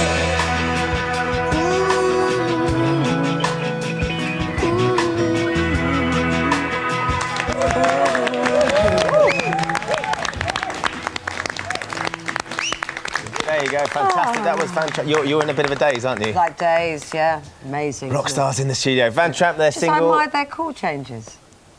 Their chords? Chord changes, not their chords. Oh, right. It's all about corduroy, Ben. No, just because you're married with 2 kids.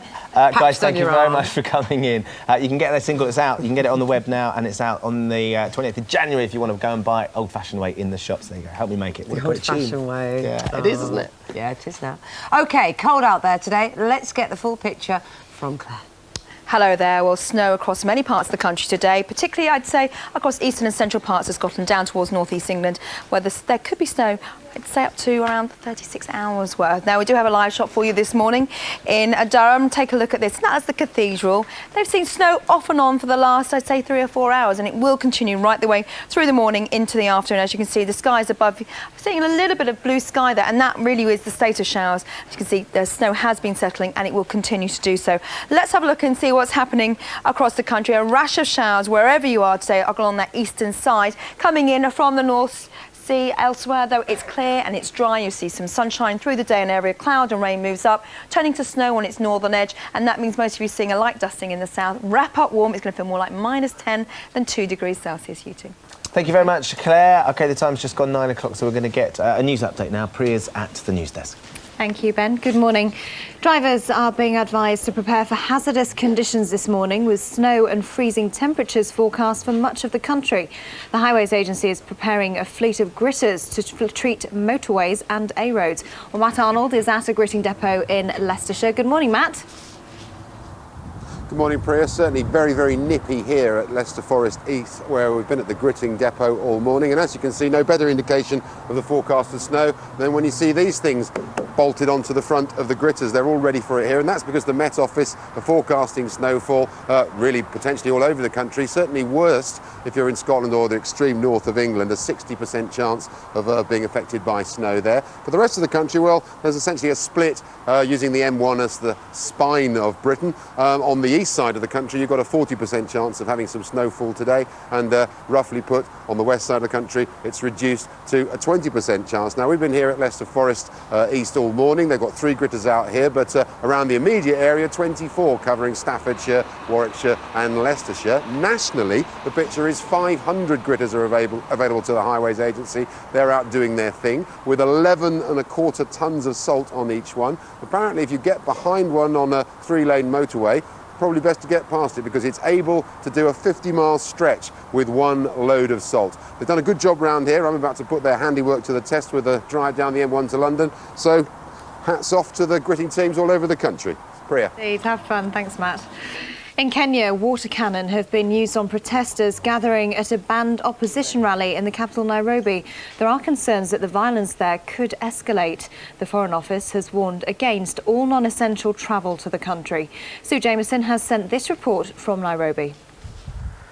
This has been described to me as make or break day. There are up to 1 million supporters of the opposition leader Raila Odinga who are massing about 2 or 3 kilometres in that direction. They're hoping to come into the city to a park where they're going to hold a protest rally. Now, I've seen this morning hundreds of armed police and these GSUs, General Service Units, waiting for them all down the main road, but also back there in the Kibera area, which is one of the strongholds of Odinga.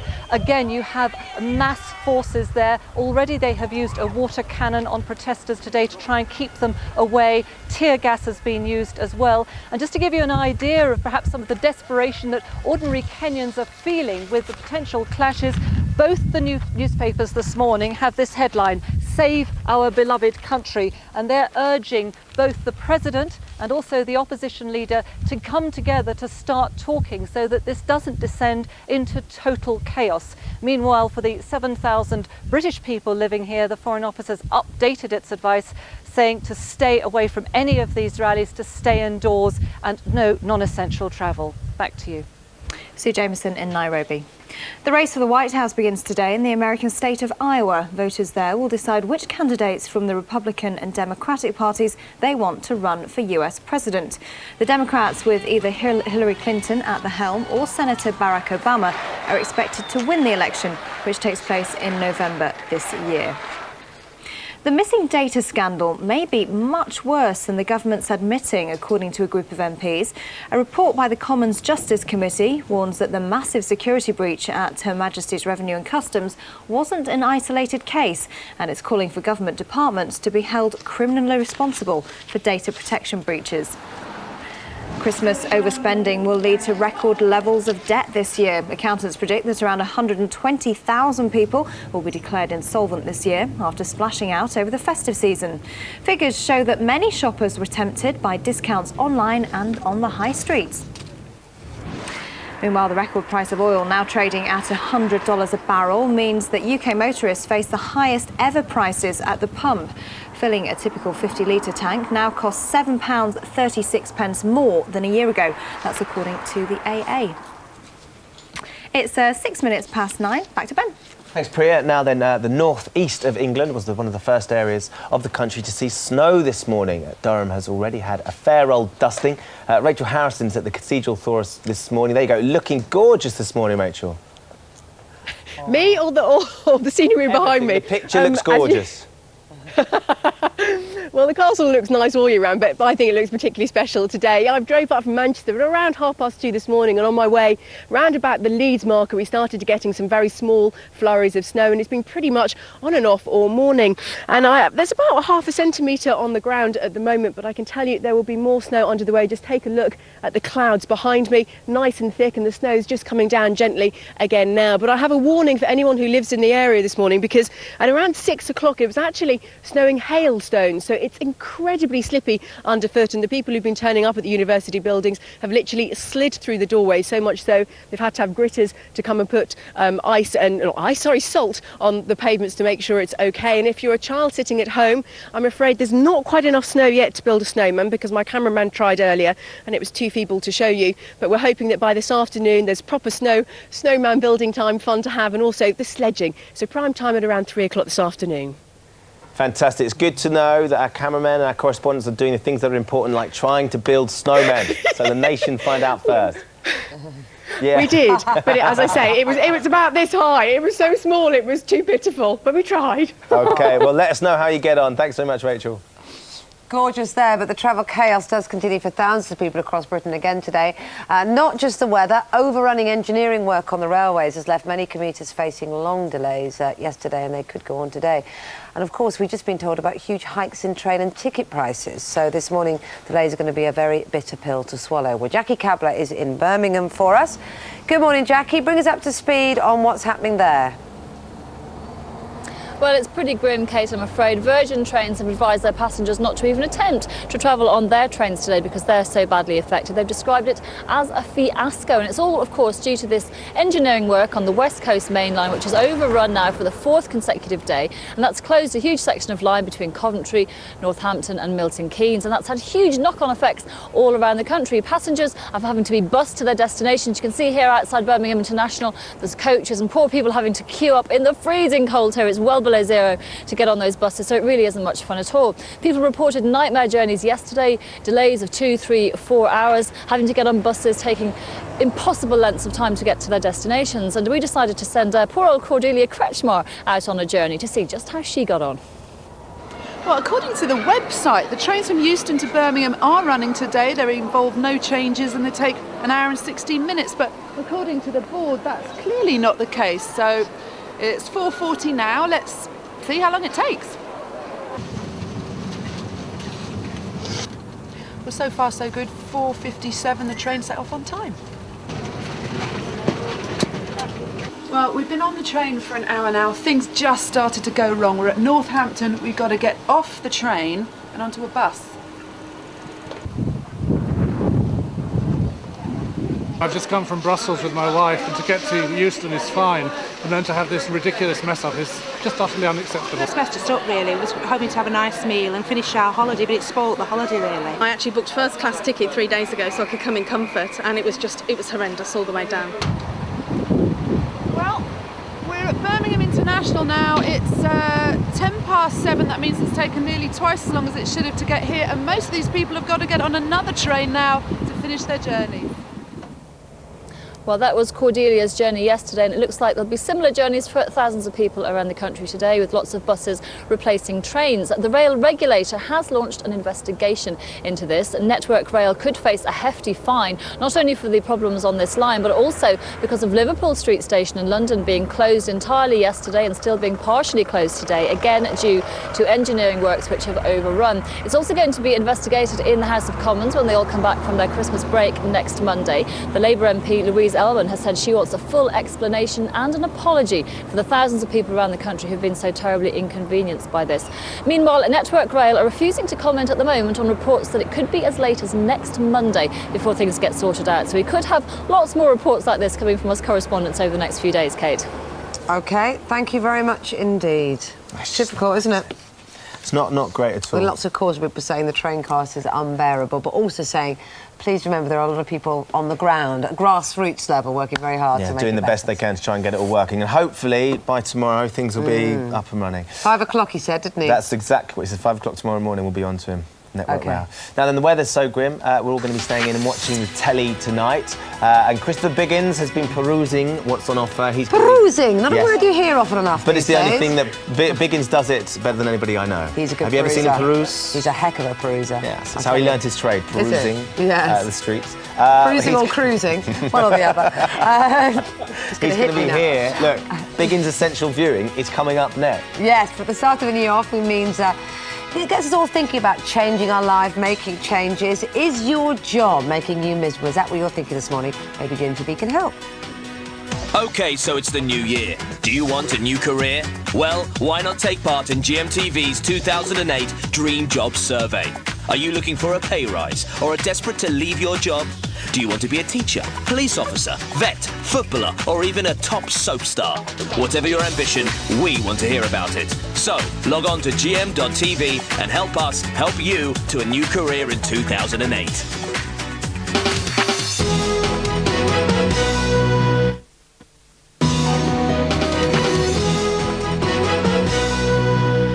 I know we're a little late because Christmas has passed, but how about this for a beautiful wintry scene? This is Durham Cathedral. Oh, we're not going to that. I'm sure we were going to do that a little bit later on. I'm so sorry. I thought we were going to look at it now.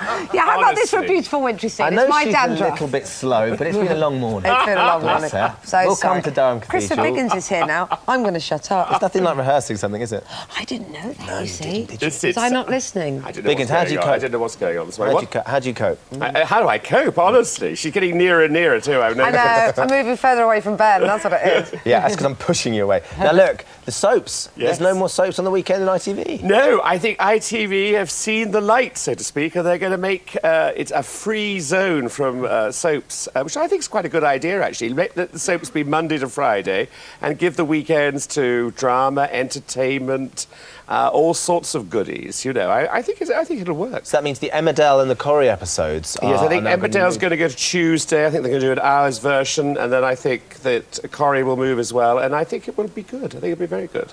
Although, I mean, as we were talking about this earlier, people like their soaps where they know their soaps are going to be. So. Yeah, but Also, they'll some soon people get don't have used time to to watch it all during the week, do they? So you want to catch up at weekends. I suppose, but won't they? I don't know. I mean, I think personally it's a good idea. I think it's nice because I think it's good. You don't to have to bring agree back. with me, by the way, Christopher, because every time I say something, you go, yes, I guess so, like you're slightly scared of me. I am very okay. scared of you, though. Are you? Yeah, because that letter you sent me last week. Ah, the one in green crayon. You Yeah. got it then. Brilliant. Oh, that was green crayon, was it?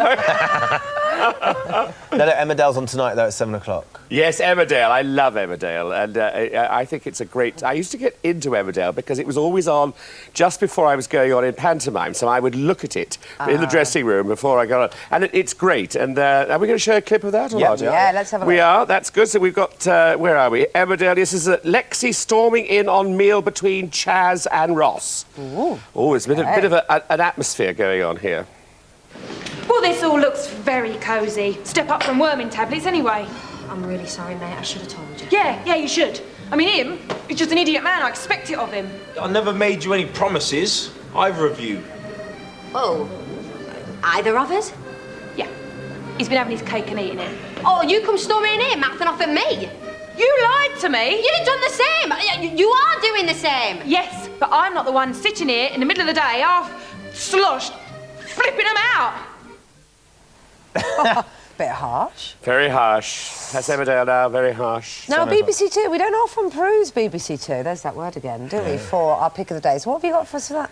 Well, this is Lead Balloon, which is Jack Dee's series. Do you know Jack? Has he Yes. been- yeah, he's Well, such I don't a. know him personally. I'm only he's- normal. I'm not like you. I'm not all showbiz. He's such a nice man, and this is sadly the last of the series. Oh, really? So it's quite a funny episode, this though, because he thinks that there's a phone call. He's missed a phone call from Hollywood, which is going to change his life, and of course the phone call isn't for him.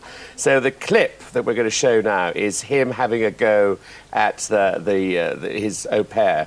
To tell her why he's, missed she's not told him about the telephone call. The wrong message. I can't speak. I know what you mean. Miscommunication. We get it a lot round here. Yes. Let's have a look. Did he leave a number? No, I'm sorry. Why didn't you get the number? You should always get the number. It was bad line. He was telephoning from Los Angeles. LA? Yes, from studio, from movie studio. What was his name? He did not say. Well, you should have asked him. He put phone down. Relax, he'll call back. If he telephone calls again, you want to speak with him? Oh, no. Tell him to stick his movie. Of course I want to speak to him. Okay. I love Brilliant. such a great series. Yes, and he is brilliant. He's isn't very he? funny. That wonderful deadpan thing he has, and I really like him. I think he's a very good comic. Very good. OK, hairy bikers. Well, the hairy bikers, of course, who've been all over the world showing us how to cook in the most obscure places, have taken us to a very obscure place in this particular episode, to the north of England. OK. And they're going to show us how pies Does anyone are made. live there anymore? Oh, now come along. I'm Kate. joking! I do The way apologise. You said it. To the north of England. I'm terribly sorry. I was born effectively there. half northern now. Yeah, but Husband of the north. half. I'm, that's not really good enough. See, Anyway, get me into trouble because everyone will think that I really meant that now. let's go to Mrs. Green, who's crying at the moment at the remark you've made. Mrs. Green's pie shop, and see how they. Very good. There you go. very BBC good. 2, 8 o'clock. The Hairy Bikers. Christopher, thank you very much. We'll see you again tomorrow. Pleasure. Very, very good to see you both. Now, look, Kate teased this a while ago. We're going to have a quick look, I think, at the snow that fell this morning, just about an hour ago. This is in Very Durham. quickly, can we see Durham Cathedral? Look at that. Beautiful. Absolutely. Oh, that's not real snow. What do you mean Look that's not real snow? gorgeous. That's fine snow. That's not. It's beautiful. We'll have more See you of this. tomorrow. Bye-bye. Gorgeous. Bye.